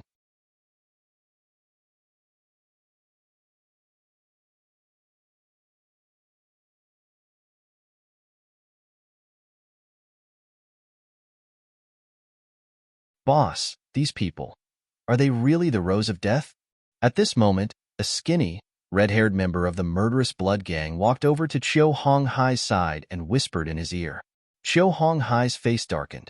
His identity had already been exposed, so aside from the Rose of Death, who else could have access to such information? Little clown Jason observed the row of people opposite and mumbled. Those people by her side are all high-level experts as well. It was known to all how the Black Widow loved capturing highly revered and good-looking leaders, so everything fit. Eugene didn't say a word. His expression was ugly the entire time. Due to this woman's appearance, a nobody, whom he almost killed, actually attacked his Achilles heel and escaped from his clutches. It was an utter embarrassment. The red-haired guy mumbled to himself doubtfully, but the appearance of this group of people really is too strange. The Rose of Death's been inactive for 10 years, So why would they appear now all of a sudden? The red-haired guy thought about it and continued, furthermore, we've been talking for such a long time. Yet why haven't we seen the personal weapon of the Black Widow? Hearing what the red-haired guy said, Eugene's eyes lit up instantly. That's right. I almost forgot about that. The Black Widow's extremely swift, so nobody's seen her weapon clearly before, but I was lucky to see the sketch from a reclusive craftsman. I can tell if it's authentic or not with just one look. Have you really seen it before? Cho Hong Hai asked. Without a doubt. How does that thing look like? I heard it's very complex. There's no way there's a fake out there. Cho Hong Hai said in a low voice. Eugene sneered. Tisk. How does it look like? Other than the Black Widow herself and the people within the Rows of Death, absolutely no one knows. And that craftsman was once a member of the Rows of Death. If Old Sixth hadn't mentioned it just now, I would have forgotten about it. I will find out that woman's true identity right now. Eugene spoke while rubbing his injured shoulder with a darkened expression. Then he took a step forward, looking in the direction of the black-veiled woman. He said, I'm Alex Eugene. I've highly revered you for a long time and heard that your golden cicada silk is quite formidable. You're able to sever heads from 1,000 miles away. Not sure if we're fortunate enough to see it today? Hearing Eugene the Ripper's words, the Dark Team 1 leader by Yi Wan sighed, who had just relaxed a little, instantly tensed up again. The other bodyguards also became alert. We're done for. Clothing and makeup were easy to replicate, and it wouldn't be a big issue even if there were some inaccuracies, but with weapons, especially the personal weapon of the Black Widow, only the true members of the Rows of Death would know how it really looked.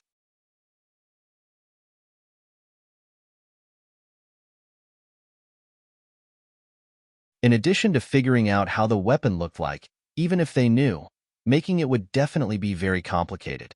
It wasn't something that could be forged easily. Yi Wan might have special means of finding out about some things, but this, since the murderous blood gang brought it up, obviously they were prepared and knew the Black Widow's weapon very well. If they simply brought out a random weapon, they'd definitely see through it with one glance. What should we do now? We've already gotten so far. How can we fail now? It wasn't obvious on their faces, but everyone was already prepared for the worst.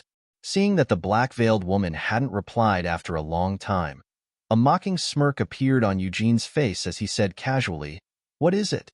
Senior, don't tell me you left in a rush today, so you forgot to bring it with you, huh? A dead silence filled the air with only the howling of the wind heard. In just a moment, the atmosphere became extremely stagnant. Liked it? Take a second to support novels on Patreon.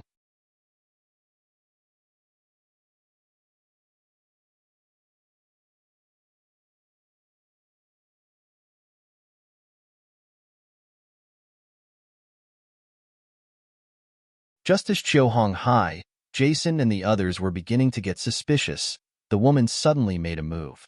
All they saw was the woman raising her fingers as fair as jade, lightly playing with a wisp of black hair by her ear. When she lifted her arm, her long sleeve slowly revealed her elbow, then the wisp of gold silk that the woman was twirling instantly entered Eugene's sight. The woman's eyes under the veil were like a beast strangling its prey as she looked at Eugene and said gently in a dark, infernal voice, Are you talking about this? In her previous life, Si Han didn't hide anything from her even if he was discussing classified information, so she knew about more than just the gang's wardrobe. She hadn't expected that those stories she listened to while she was bored would become so useful now. From Eugene's perspective, he could see clearly that an extremely simple piece of golden silk was wrapped around the woman's wrist. Eugene's look of ridicule immediately froze on his face. His eyes constricted due to fear, and his body instinctively took a step back quickly. Everyone assumed that the Black Widow's weapon was complicated and scary, but only those who had seen it before would know that the terrifying killing weapon was simply just a line of golden silk.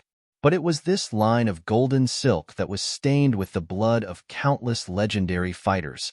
After seeing that piece of golden silk, Eugene was no longer as calm as before. His body shook all over, and he could no longer speak properly. Thank you, Senior.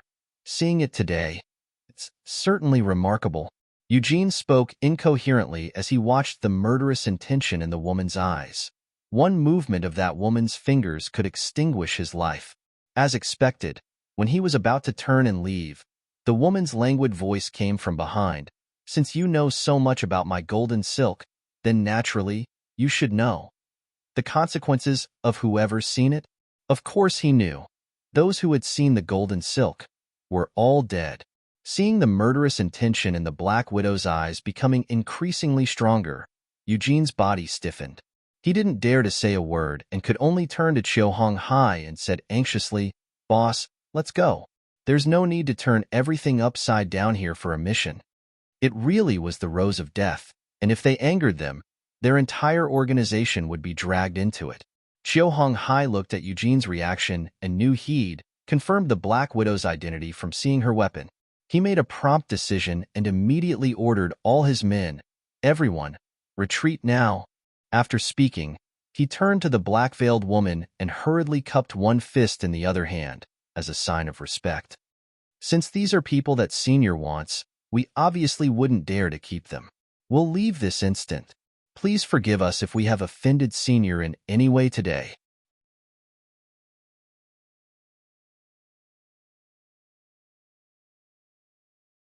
Hee. As they were about to leave, an enchanting laughter that gave them the creeps came from behind. The woman lazily grasped her guard's arm, turned around and looked at the rest of her entourage and exclaimed, "It's been a long time since we've met such reckless people. How amusing. Right, guys?" When Bodyguard 11 heard Yu Wanwan's words, he immediately understood her implication, and his cold gaze swept across the murderous blood gang who were ready to leave as he said in an icy tone, "Hold it there. Has Master allowed you guys to leave? You still dared to play tricks like this even when you knew my master's rules. Captain Chiu, have you considered the consequences?" Hearing that, Chiu Hong Hai stopped in his tracks, while Eugene's singlet was soaked in cold sweat. It was clearly implied that they wanted him to leave without his life. Liked it? Take a second to support novels on Patreon.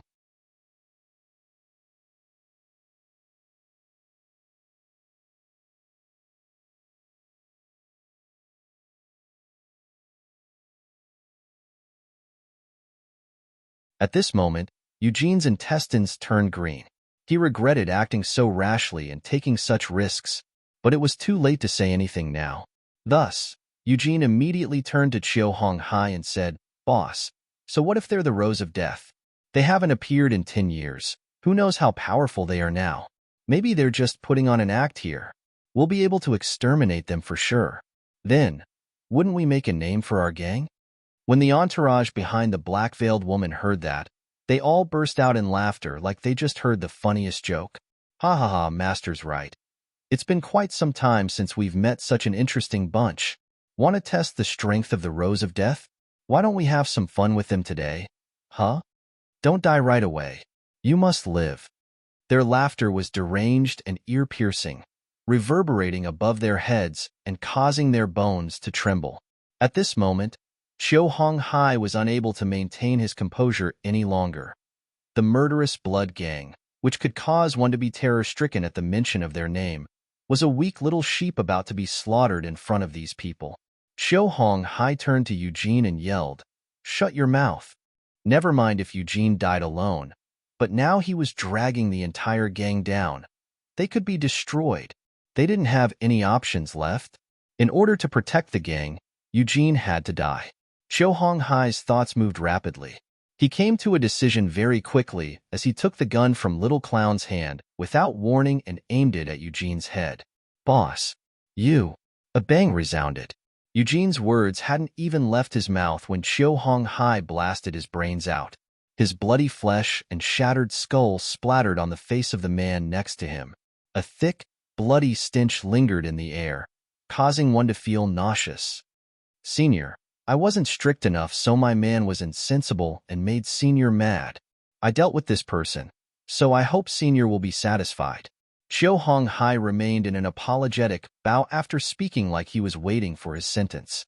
The beads of sweat on Chiu Hong Hai's forehead fell to the ground, drop by drop.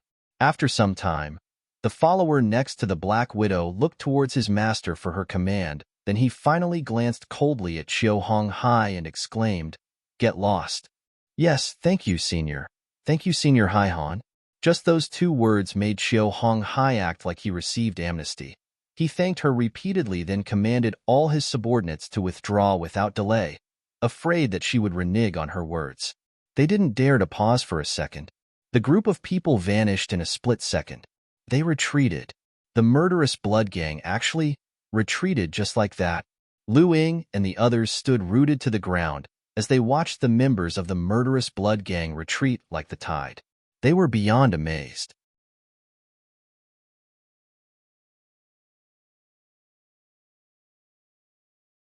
After they returned to their senses, they were in even more despair and fear. If they were facing the murderous blood gang, they might have had a chance at winning, but now they were facing the rows of death. They wouldn't even have a chance to resist. Lu Ying and the others stared at the group of people opposite like they were an incoming enemy. After the murderous blood gang left, the bodyguards around Yuan didn't dare to act blindly without thinking and remained in their disguise, waiting for instructions from Yuan. Initially, they were like Lu Ying and the others. They didn't understand why their master would choose this kind of delicate greenhouse flower. But this time, Yuan's refusal to leave, insistence on forcing them to change into disguises, and ability to make the murderous blood gang retreat completely changed the way they looked at this woman, and there was even a hint of admiration in their eyes. Liked it? Take a second to support novels on Patreon.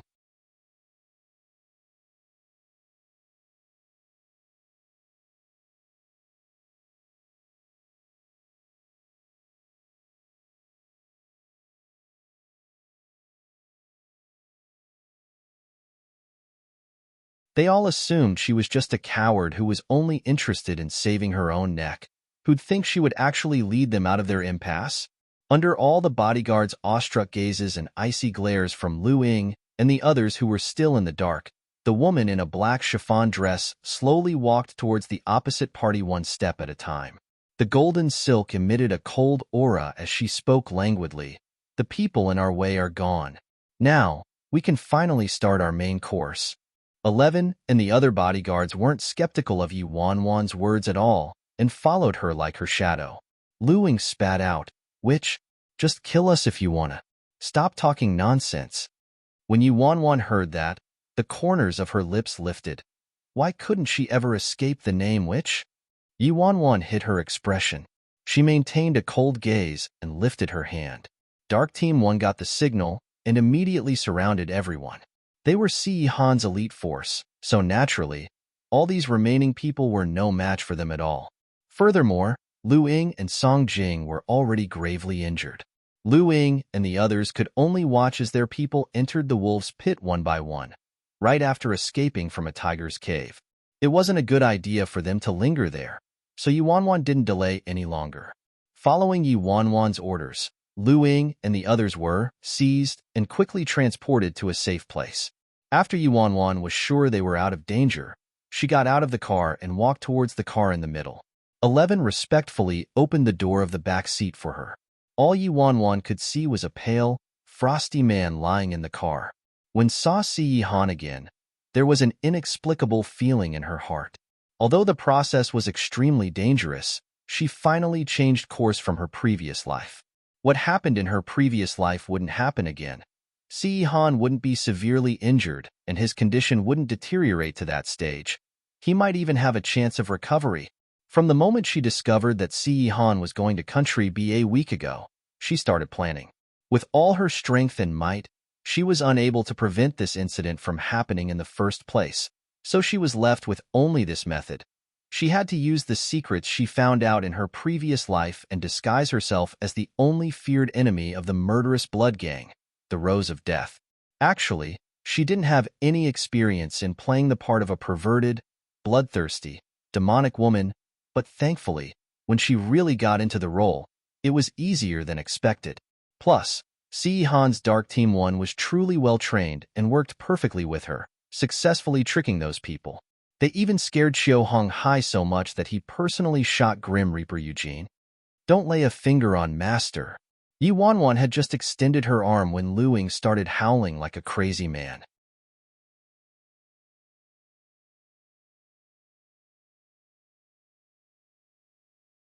What if I insist on touching him, huh? Yi Wanwan spoke as her fingers lightly caressed Si Han's face. Following that, under everyone's gaze, Yi Wanwan bent over and imprinted her red lips directly on the man's cold, thin lips. You. I'll kill you. Seeing his master getting tainted, Lu Ying immediately exploded in violent fury. Yi Wanwan watched as Lu Ying charged towards her. She remained silently by Si Han's side without any change in her expression. As expected, once Lu Ying got close to her, he was immediately stopped by 11, who was at Yi Wanwan's side. He couldn't even touch the edges of her clothes. Since she felt that she hadn't enraged Lu Ying enough, Yi Wanwan gave him the side eye and said, "Tisk, not only do I want to touch him, but I want to sleep with him too." All the bodyguards at the side, "Cough cough, Miss Wanwan, please stop playing." Lu Ying wasn't beaten to death by the murderous blood gang, but almost died from anger thanks to her. Liked it? Take a second to support novels on Patreon.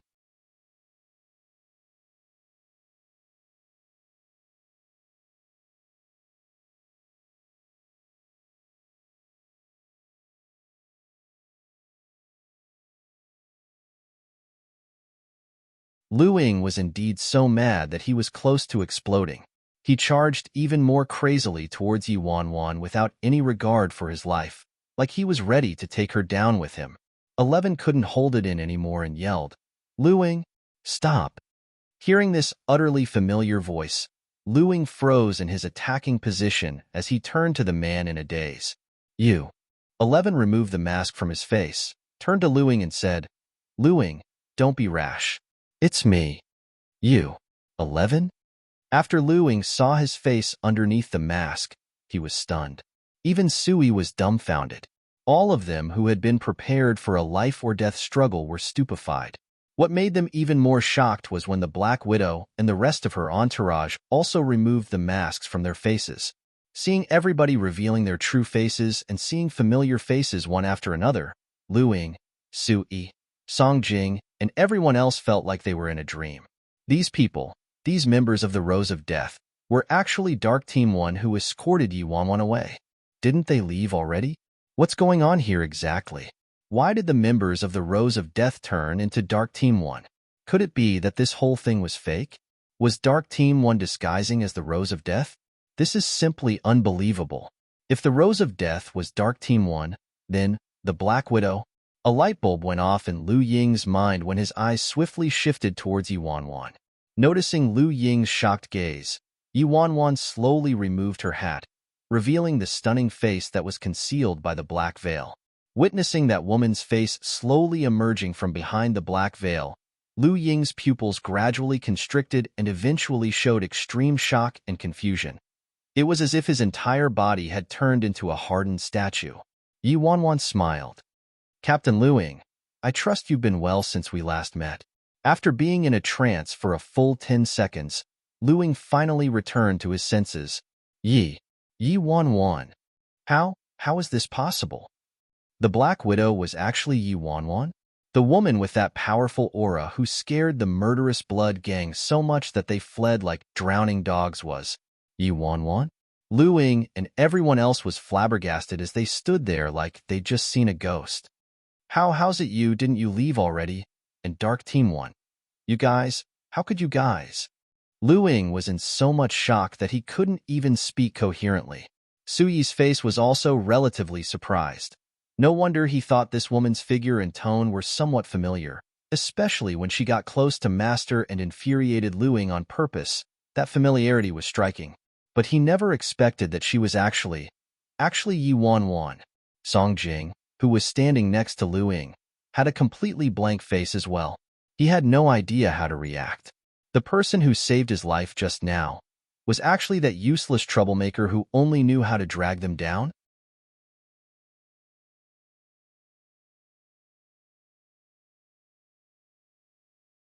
Everyone looked at one another in confusion.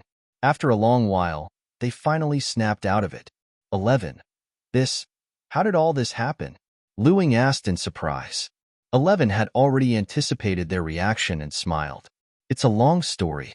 Anyway, it's all thanks to Miss Wanwan this time. Let's talk after we get into the house. All of your injuries must be treated immediately. Luing, treat our injuries, my ass. Who cares about our injuries right now? I'm on the verge of going nuts. Bad people who had lost power liked it? Take a second to support novels on Patreon.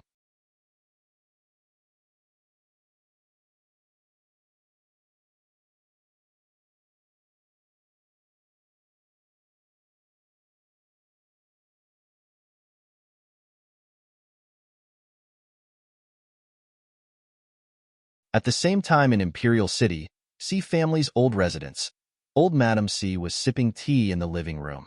Qin Ruo Shi and another board member of the company came rushing over. Both of you, why are you here at this hour?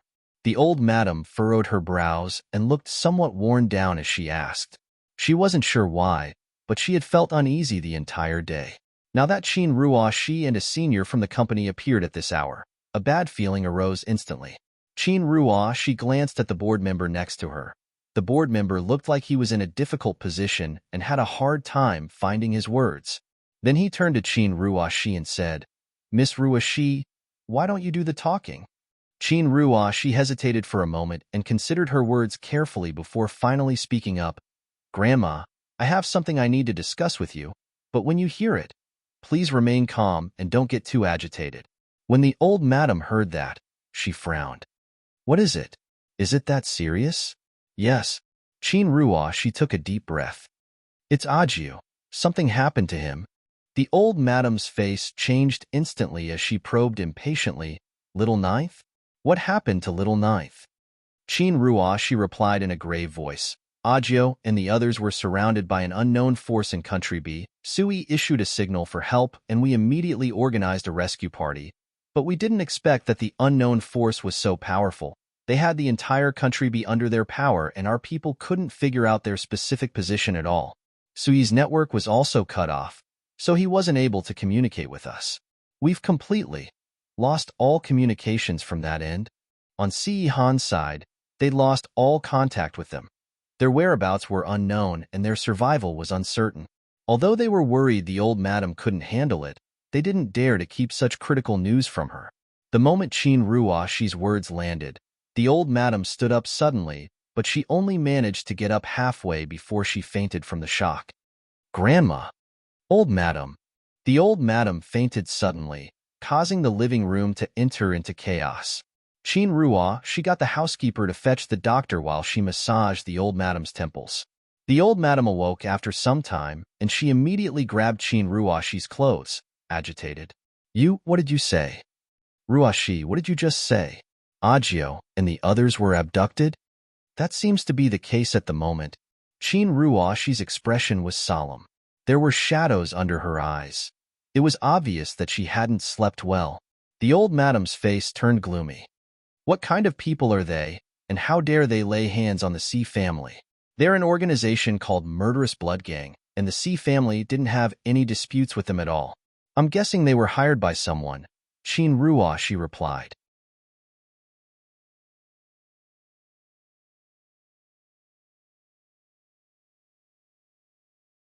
Hearing these three words, Murderous Blood Gang, the old madam's face turned pale instantly. She had definitely heard rumors about that organization. What kind of people? What kind of deep hatred must they have? They actually hired such vicious villains to attack the C family. At first, she wondered whether their objective was to obtain those expensive pieces of equipment or to disrupt important negotiations. Now it seemed like this wasn't a robbery at all. They were obviously forcing Little Ninth to his death. At this moment, the old madam suddenly recalled what Exine said to her before. She told her that before they left, Wanwan kept pestering Little Ninth and tried to stop Little Ninth from leaving.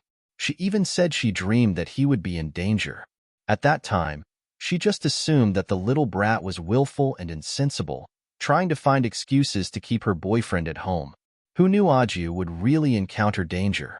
Liked it? Take a second to support novels on Patreon.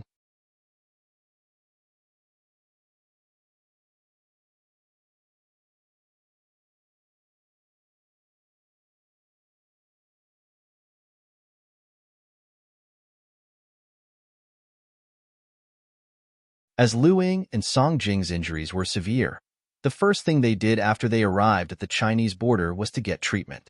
Once they settled down, they could finally learn about the detailed sequence of events from 11. Faced with eager pairs of eyes staring at him, 11 started explaining everything from the beginning.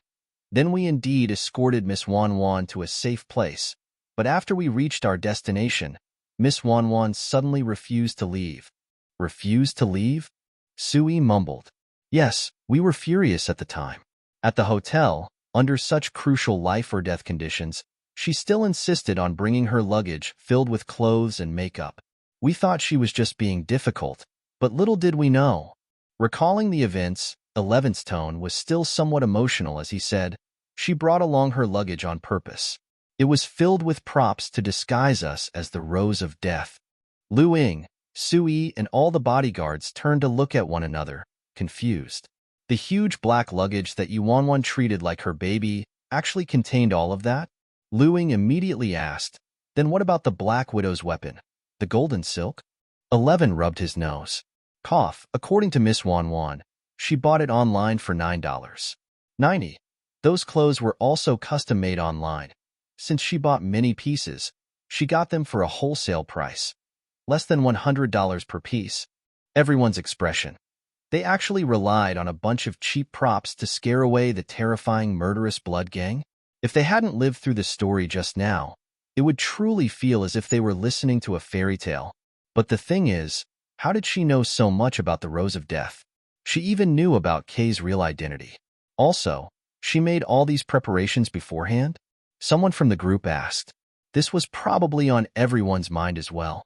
11 waved his hand. I'm not too sure myself. At this moment, a half-naked Song Jing wrapped up in bandages coughed lightly and muttered, cough. It couldn't be that she predicted this again, right? At his words, everybody's expression was muted. On the first day they arrived, Yuanwan predicted that Lu Ying would meet a bloody disaster. On the third day, she predicted that Song Jing would encounter a romantic calamity. Also, even before the trip, Yuanwan was certain that Master would encounter danger during his trip. Everything she predicted, every single incident, came to pass. Amazing! I suddenly realized that everything Miss Wanwan predicted till now actually happened. Isn't this a little too unbelievable, huh? 666. She's indeed the woman our master has his eyes on. She's truly unlike any other. Everyone started exclaiming one after another, but of course, there were people who still had their doubts. How could there be someone who could really predict the future?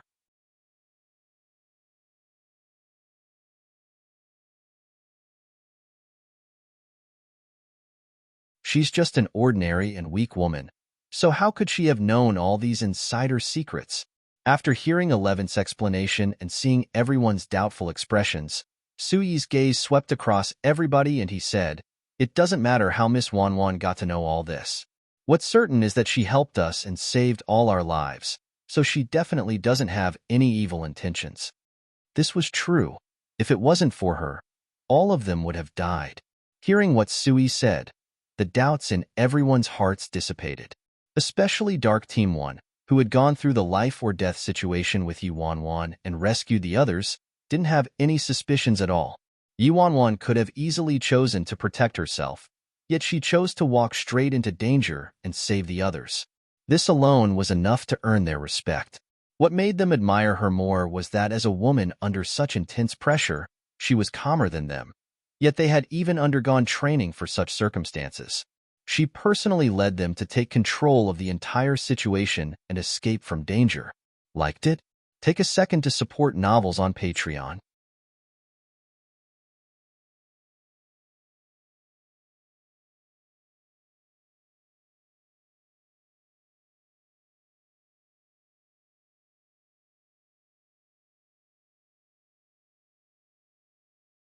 Lu Ying was unable to refute what Sui said. As the leader, he was unable to protect Master. He couldn't even protect his own men. If she hadn't appeared when she did, Song Jing would have already been a corpse and he never would have forgiven himself for that. Yuanwan saved every one of them. He had nothing to say to this. In the bedroom, Yuanwan had just fed Si Han his medicine and was about to help him change. The man didn't have his usual terrifying, cold aura around him while he was asleep. The weak appearance of this powerful man actually gave off a harmless and gentle feeling. It had been an entire day, yet there weren't any signs of Si Han waking up at all. She remembered that in her past life, Si Han was in a coma for 3 months. He almost didn't make it. Thankfully, he wasn't injured this time. But there was significant damage done to his body, and there could still be more hidden symptoms to come. She wasn't sure how long he would remain unconscious before waking up. Yuanwan was lost in thought when there came a knock on the door. Dong dong dong. A bodyguard walked in carrying food. Miss Wanwan, have a bite? The little bodyguard had an obvious change in attitude towards her. All the men under Liu Ying's command didn't display their displeasure on the surface, but the coldness and mockery in their eyes were unconcealable before. All right, thank you. Just leave the food there. The little bodyguard placed the food down but didn't leave immediately. Instead, he stood there and seemed hesitant to speak. What is it? Is there anything else? Yuanwan asked after noticing that he wasn't leaving. The little bodyguard blushed like he was somewhat embarrassed, then he scratched his head and hesitated before speaking. Nothing, nothing. It's just that. Miss Wanwan, could you read my fortune for me, please? Yuanwan was stunned. Huh? Help him do what? The little bodyguard quickly said, You don't have to give me a 20% discount. Full price. Full price is fine. Yuanwan, since when did I become a fortune teller? Is it okay? The little bodyguard asked eagerly. Yuanwan was somewhat speechless. It seemed like all those times she played make-believe were too believable. All these people actually believed she could read fortunes. In her situation, she was able to read people's fortunes more accurately than fortune tellers. But the problem was that she didn't know just any random person's future. For instance, this person in front of her. Looking at this very unfamiliar face, there was nothing about this person that came to her mind. So Yi Wanwan could only reply perfunctorily, Cough, I have rules and will only read fortunes of people who were brought to me by fate. As for what counted as fate, that wasn't for her to say. The little bodyguard could only leave with a face of disappointment after hearing what she said. At this moment, a chuckle came through the door.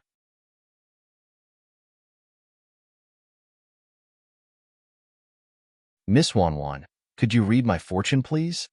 She wasn't sure when Sui arrived, but he walked through the door. When Yuanwan saw the visitor, she raised her brows. Sui. Yuanwan laughed. Housekeeper Su, don't tease me. I was just joking around with them. How could I read fortunes? That's too crazy. If I really knew how to read fortunes, why would I be in this state? Huh? But the truth was that as Si Han's right-hand man and one of the closest people to him, she knew everything about his fate. At this moment, Yi Wanwan's expression became overcast all of a sudden. Lately, she had been worrying about Si Han's condition, so she hadn't paid attention to Sui. Now that Sui brought it up, she remembered that what happened to Sui was quite tragic. Liked it? Take a second to support novels on Patreon.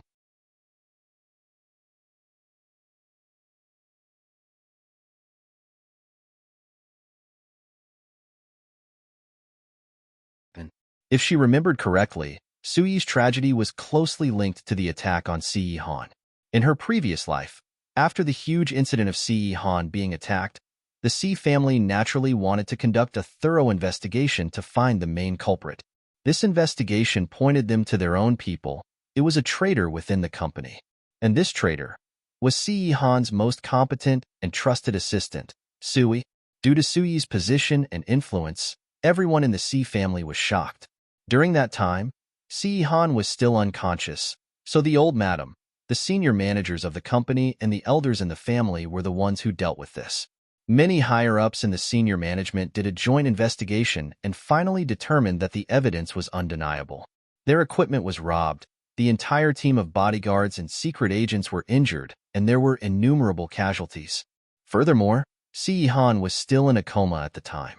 With such severe accusations on Sui, the extreme punishment dealt by the Si family was to be expected.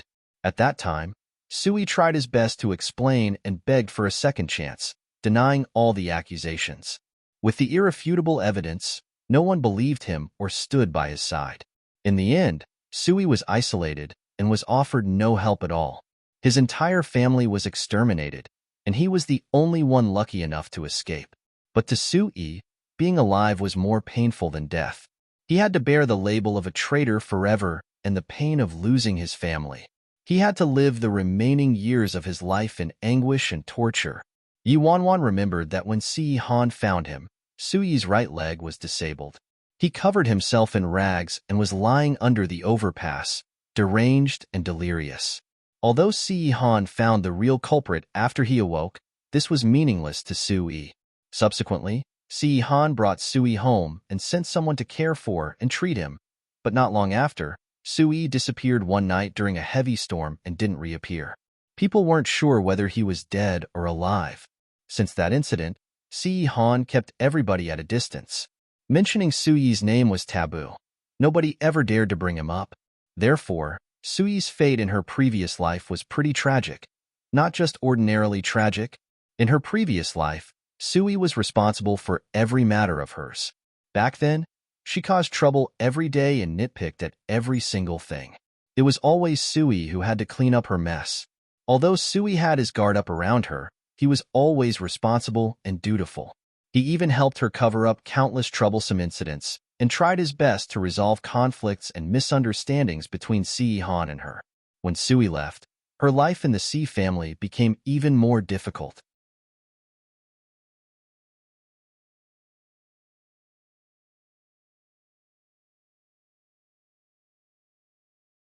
And in this life, Sui had helped her lots too. If it was possible, she hoped Sui would not meet such a tragic ending. Miss Wanwan. Miss Wanwan.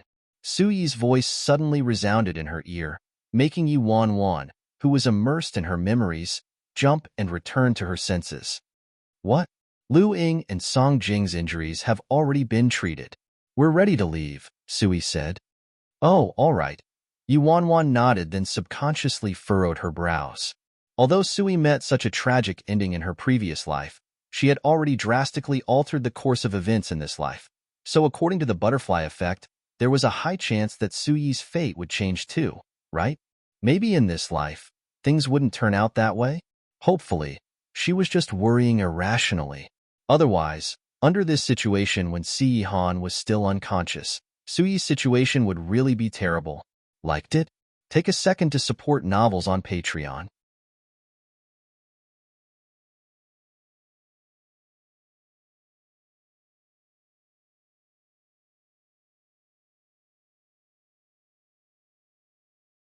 Si family's old residence. The old madam was having an urgent meeting with Qin Ruoshi, the senior managers of the company, and a group of family elders to discuss a rescue plan when they heard a pair of urgent footsteps coming towards the door. Following that, the door of the study was pushed open and the servant was extremely emotional as he panted, Old madam, back. Ninth master and the others are back." The old madam went blank for a moment, then her face filled with joy. "What did you say? Little Ninth is back?" Qin Ruo, she instantly stood up as well. "Where are they now?" "They're already at the door." The old madam struggled to get up. Quick, bring me over." The housekeeper immediately helped the old madam up, and together they walked briskly towards the main gate. Before, when the old madam heard the bad news, she couldn't even stand properly, but now she was able to run like she was flying, eager to see her grandson immediately. Indeed, there were a few cars parked at the gate. Sui, Lu Ying, and the others came out of the car, one after another. After them, Si Han was slowly and carefully carried out of the car by a few men. Yuanwan got out of the car and followed closely. Seeing Si Han being carried out of the car, the old madam's excitement turned to panic. "Little Ninth is injured?" Sui quickly placated her. "Ninth Master's not injured, old madam. Don't worry. It's just that he overexerted himself, so he fainted. I will need old madam's help to call Dr. Sun over as soon as possible to take a look at Ninth Master." The old madam had numerous questions on her mind, but at this moment, all her attention was trained on her grandson. She swiftly got the old housekeeper to call Sun Bai Chao and allowed everyone to carefully carry Si Han inside. In just a brief moment, Si Han was surrounded by the old madam, Qin Ruo Shi, a group of elders and servants. Yu Wanwan was squeezed out of the group and could only follow far behind them. In the bedroom, after confirming that her grandson was unconscious due to overexertion and hadn't sustained any injuries, the old madam's heart finally calmed down a little. But seeing her grandson's pale and weak complexion and his extreme fatigue that made him unconscious, her eyes turned red as she trembled and held onto her grandson's fingers tightly. After she collected herself, the old madam turned to Su-yi and the others with a serious expression. What happened exactly? How were you able to escape? Su-yi immediately recounted what happened to the old madam. Everyone present weighed each word as he spoke. On the third day, when we were en route to Country B and were getting ready to continue on our journey, Ninth Master's body couldn't take it any longer and he fainted all of a sudden. Not long after that, the bodyguards got the news that Country B was controlled by an outside power. They investigated and confirmed that the power was actually the murderous blood gang.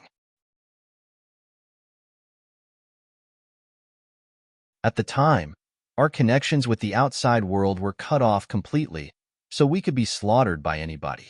Old madam, one thing you should be clear on is that even if we doubled or tripled the number of men we brought along, we couldn't take on the murderous blood gang.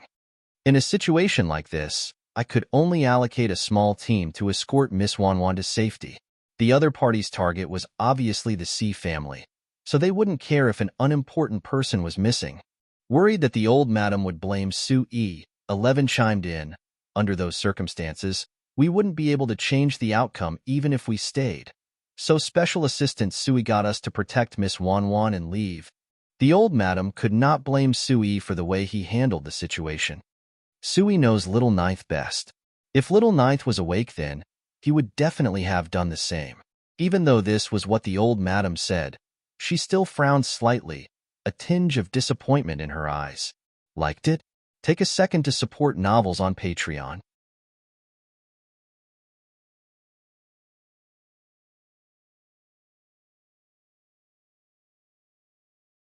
After listening to the reports of Su-yi and the others, all the elders from the C Corporation turned solemn. How many people are eyeing this position of the mistress of the household?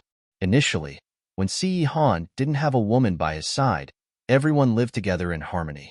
Who knew that Si Han would bring a stranger into the old residence to meet the old madam all of a sudden, breaking the superficial peace they had? As they were intimidated by Si Han's power, everyone remained silent about this. But it didn't mean they didn't have any opinions. This kind of discontentment would only gradually intensify over time.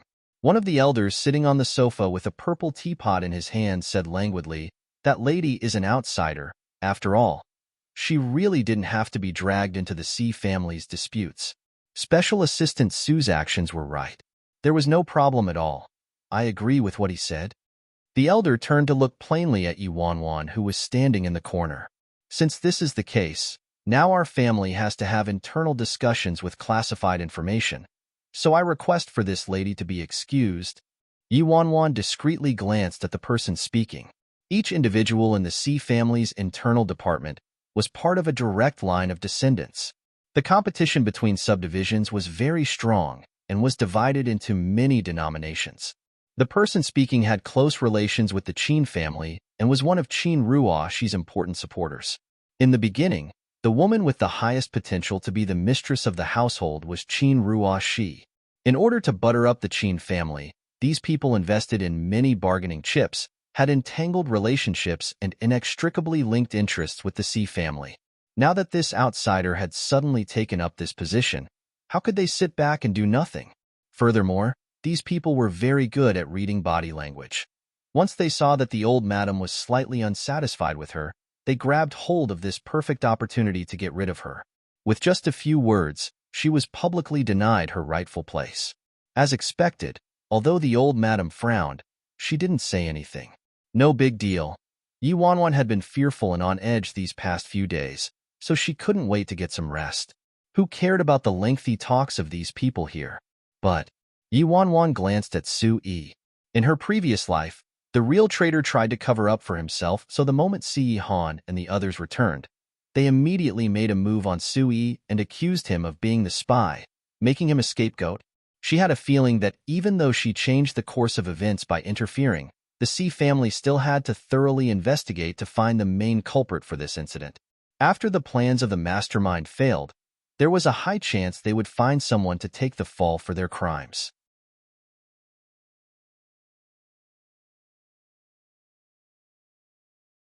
So, what happened next could very well be the same as in her previous life. Seeing that Yuan was still standing there unmoving with a brazen expression, the elder's eyes turned icy. "Excuse me, miss, do you have something to say? If not, please leave." At this moment, Qin Ruoshi came to Yuan's rescue. "Uncle Feng, Miss Yi is Ajio's girlfriend and also the future mistress of the household. She's not considered an outsider." The moment Qin Ruoshi said that, a piercing sneer came from the door. "Teske, mistress of the household? What a joke. How is she even qualified?" The elders turned to the girl. "Qin Yu, why are you here?" "Dad, I'm here to accompany Grandma. Just now, I heard you all saying that ninth brother was in danger. Yet this shameless woman abandoned him and the others and ran away by herself." Feng Qinyu said indignantly. "Liked it? Take a second to support novels on Patreon."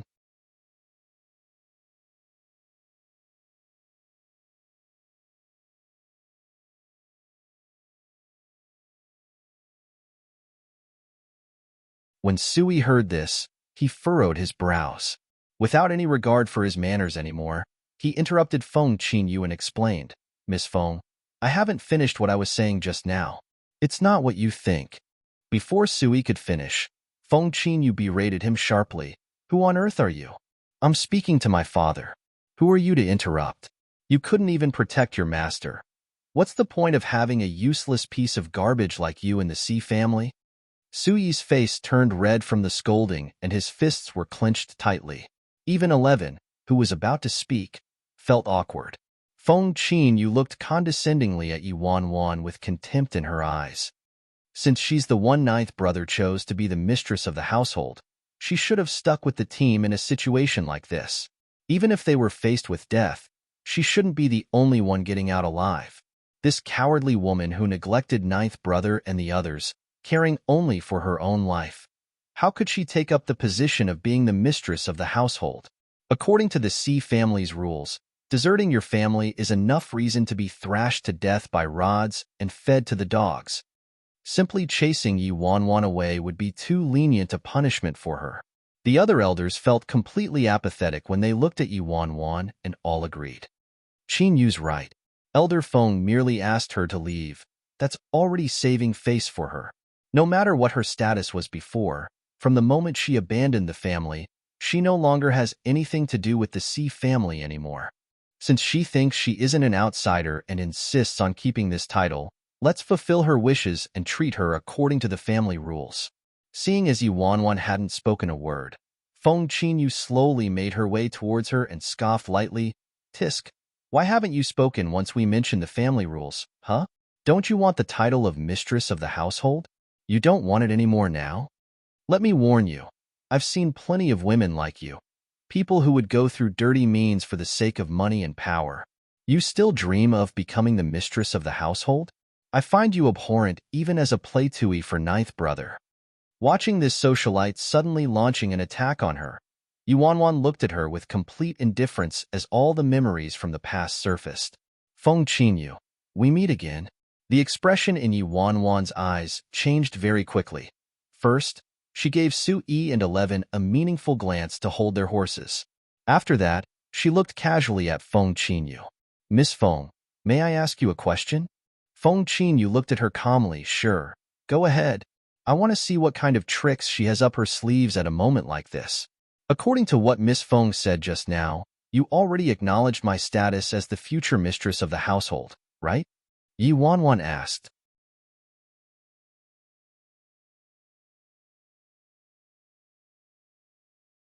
Feng Qinyu crossed her arms with a face of mockery and disdain. "Ninth brother and grandma already acknowledged it, so how could I not? This dumb woman, she's still hoarding this status at this point." When Yuan heard that, she nodded and turned to Sui. "Housekeeper Su, are there any rules in the family on how to punish someone who offends his or her superiors and is disrespectful towards the mistress of the household?" Sui replied instinctively, According to the family rules, one who is disrespectful to the mistress of the household should be severely punished. The moment Su Yi's words landed, a loud slap resounded. Yi Wanwan gave Feng Qinyu a tight slap right in front of everyone's dumbstruck gazes. Feng Qinyu was in a complete daze. She stood there holding her face blankly, and the others were tongue-tied and stunned.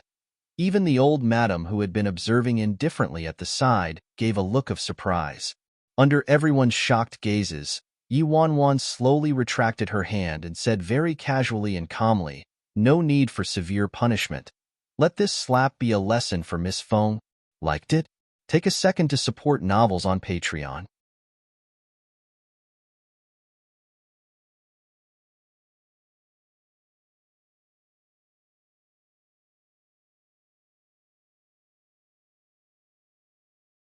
You hit me. You actually dared to hit me. Just a lowly and vile playtui, like you actually dared to act with the power of the mistress of the household and dared to teach me a lesson? Feng Qinyu was so mad that her face turned the color of a pig's liver. She raised her hand and was about to slap Yi Wanwan brutally. Bitch. The next second, Su Yi and 11 took a step forward at the same time like two boulders, blocking off access to Yi Wanwan. 11. Miss Feng? You can't be disrespectful towards Miss Wanwan. Su Yi, Miss Feng, please be mindful of your words and actions. Feng Qinyu glared at the two of them in a fiery rage. Great, really great, two truly loyal and devoted dogs. Are you guys completely smitten by this vixen that you've forgotten who your master is? Both of you are actually shielding a cowardly and ungrateful slut? A murderous intention in 11's eyes flashed as he spoke without a trace of warmth. Miss Feng, Miss Wanwan certainly did not choose to die with us, but she saved all of our lives. Feng Qinyu was stunned before she let out a laugh. Saved everyone's lives? This woman? In order to protect this vixen, you guys could come up with any kind of nonsense, huh? How dare you speak without thinking in front of Grandma, in front of all of us? Qinyu, keep quiet. The old madam shot a stern look at Feng Qinyu, then turned to 11 and asked, "What you just said now? Was that the truth?" Faced with the old madam's and all the elders' questioning gazes, 11's expression was unperturbed as he said, "I would never dare to lie. If it wasn't for Miss Wanwan, I'm afraid we would all be corpses now, including Master." Miss Wanwan was quick-witted. Her courage and insight were even more admirable. She was simply pretending to leave with us at that time, but after that, she came up with the idea of disguising us as another power that the murderous blood gang was extremely fearful of. She went forward and scared off every single one of them so we could escape. Miss Feng went overboard by insulting and speaking so rudely to Miss Wanwan just now. Although this retelling of events was very short, only people like them who had personally experienced it could understand how dangerous it was. If they were just a little more careless, they would have no hope of surviving. Su Yi, who was next to him, continued, "At that point, our people were already up against the murderous blood gang, and Luing and Song Jing were severely injured. It was Miss Wanwan who led Dark Team 1 to us in time. In the beginning, we all misunderstood Miss Wanwan as well. We only found out the truth when we were safely out of harm's way and 11 and the others revealed their faces." After 11 and Su Yi finished speaking, the entire room entered a weird silence. Everyone returned to their senses after a long time.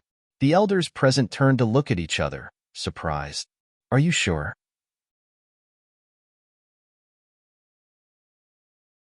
"It was that brat who saved all of you in the end?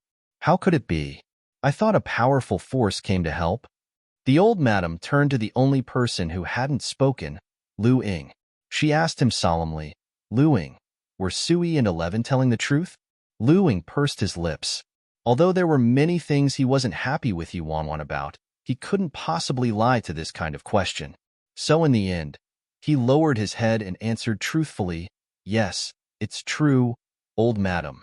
Indeed, Miss Wanwan's plan saved us all." Hearing what Lu Ying said, Qin Ruoshi's eyes shifted subtly. How is that possible?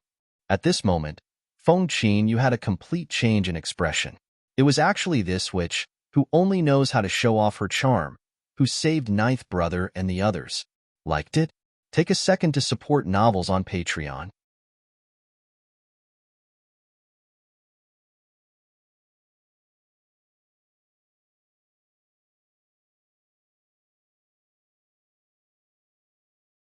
Feng Qinyu gritted her teeth as she murmured resentfully, "How is she that quick-witted and resourceful? She probably played some small tricks. Anyone would know how to do that." Hearing what Feng Qinyu said, 11's eyes were filled with ridicule. Simply played some small tricks? All these high and mighty ladies kept in boudoirs are truly naive to the point that they're stupid. Now, the way the old madam looked at Yuanwan was much warmer than before. She also looked at her in a new light for the slap she gave Feng Qinyu with the authority of the mistress of the household. "Wanwan, you're only little Nine Teach's girlfriend after all and haven't married into our family yet. So the C family doesn't have the right to demand anything from you. However, you stayed back with little Ninth and even thought of a plan to save everyone. This makes Grandma really glad." Originally, after they returned this time, Yuanwan found that the old madam's attitude towards her had turned colder. She didn't have to think much to know that someone had definitely said something to Grandma, but Yuanwan didn't mind this at all. Even if it was the case, it didn't matter much. After all, she met Grandma with all that honor and glory in her past life, and Grandma still accepted her. As long as she didn't cause trouble like she did in her past life or break the old madam's taboos, her so-called dark history would not cause any real damage for her. Yi Wanwan revealed a hint of shyness as she replied obediently, "Grandma, I didn't do much. I just moved my lips. It was all thanks to everyone working together and helping out that we solved this crisis." Seeing as Yi Wanwan didn't openly take credit, the old madam nodded. "All right, you don't have to be humble. You did very well this time. Grandma will remember this." Now, all the elders finally had nothing to say. One of them, who had a white beard and seemed to be the oldest in the family clan, glanced at Yi Wanwan coldly, then said indifferently, "Since this is the case, this problem ends here then. What's important right now is that we find out who the mastermind is behind all this. The C family doesn't have any ties, much less any feud, with such a notorious organization like the Murderous Blood Gang. So why would they target the C family? Those outlaws were definitely hired by someone." An elder in a green shirt sitting in the corner scowled and echoed, "That's right. They actually dared to act against the master of the C family. It's simply outrageous. We must seize that person by hook or crook. But right now, we have no leads at all. Where should we start to investigate?" Someone asked with knitted brows. Listening up to this point, the old madam's expression turned rigid. She looked towards Sui and the others and probed, "When all of you were up against those guys, did you get any useful information?"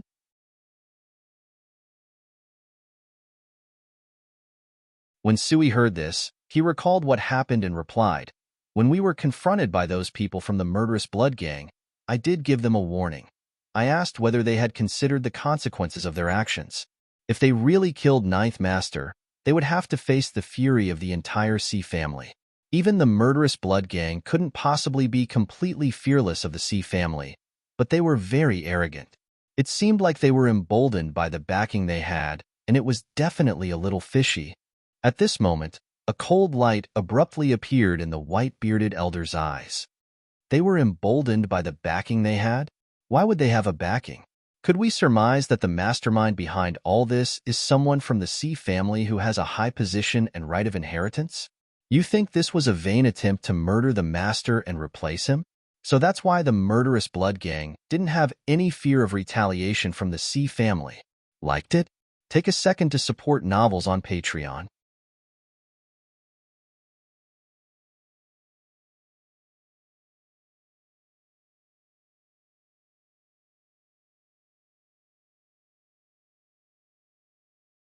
A vain attempt to assassinate the master to replace him? This isn't just an ordinary offense. The white-bearded elder's words resonated throughout the entire room. Everyone kept silent in fear. The white-bearded elder was Si Han's grandfather's second younger brother, Si Mingrong. In other words, he was Si Han's second great-uncle. He held the highest position and prestige in the clan. Even the old madam would discuss many issues with him and listen to his opinions. In the family, he was equivalent to a law enforcer and had been faithful and true towards the C family all these years. He did his best to support the master of the household and was never afraid of offending anyone. The moment Si Mingrong said those words, Almost everyone turned towards the elder dressed in a Western suit, sitting in the corner and sipping his tea leisurely. The elder in a Western suit seemed to be around 60 over years old. Seeing that everyone was staring at him, his face turned slightly dark. Cough, Uncle Rong. How could you put it that way? This person was Si Han's father's cousin, Si Huiliang, third great-uncle's son. Previously, when Si Han's father, Si Huizhang, passed away, Si Han and a few of the uncles fought like demons. Until Si Han seized the position of head of the Si family many years later, those people kept eyeing that seat. Especially Si Huiliang. He loved pulling strings and forming cliques. He caused a scene several times when he was drunk, displaying his dissatisfaction towards Si Han and criticizing him for usurping the position when he was just a newbie. He even threatened to find someone to kill him. Hence, it was no wonder that everyone's first instinct was to blame him. The white-bearded elder swept a stern gaze at Si Huiliang. It was just a guess. Why are you so paranoid? Unless you're the one who sent those people? Si Huiliang immediately became agitated. Uncle Rong, you can't speak your mind like that. I think it's a little hurtful that we get suspicious of our own family members just by relying on these people's words without any evidence. Don't you all agree? When the others heard that, they also spoke up one after another. Uncle Rong's suspicions aren't without reason, but this is such a serious accusation. Of course, we need to investigate thoroughly and find substantial proof. That's right, the master of our family is now seriously ill and in a coma. We're without a leader. We can't have disorder amongst our own people. The white-bearded elder exclaimed harshly, Of course we'll investigate. And we must start from our own people. As long as none of you have done anything wrong, what disorder will there be? The old madam took a deep breath and opened her eyes. When she considered how her grandson nearly lost his life, her eyes scanned every single one of them icily. All of a sudden, she said, Uncle Zhong is right. Since we don't have any evidence, we'll investigate till we do.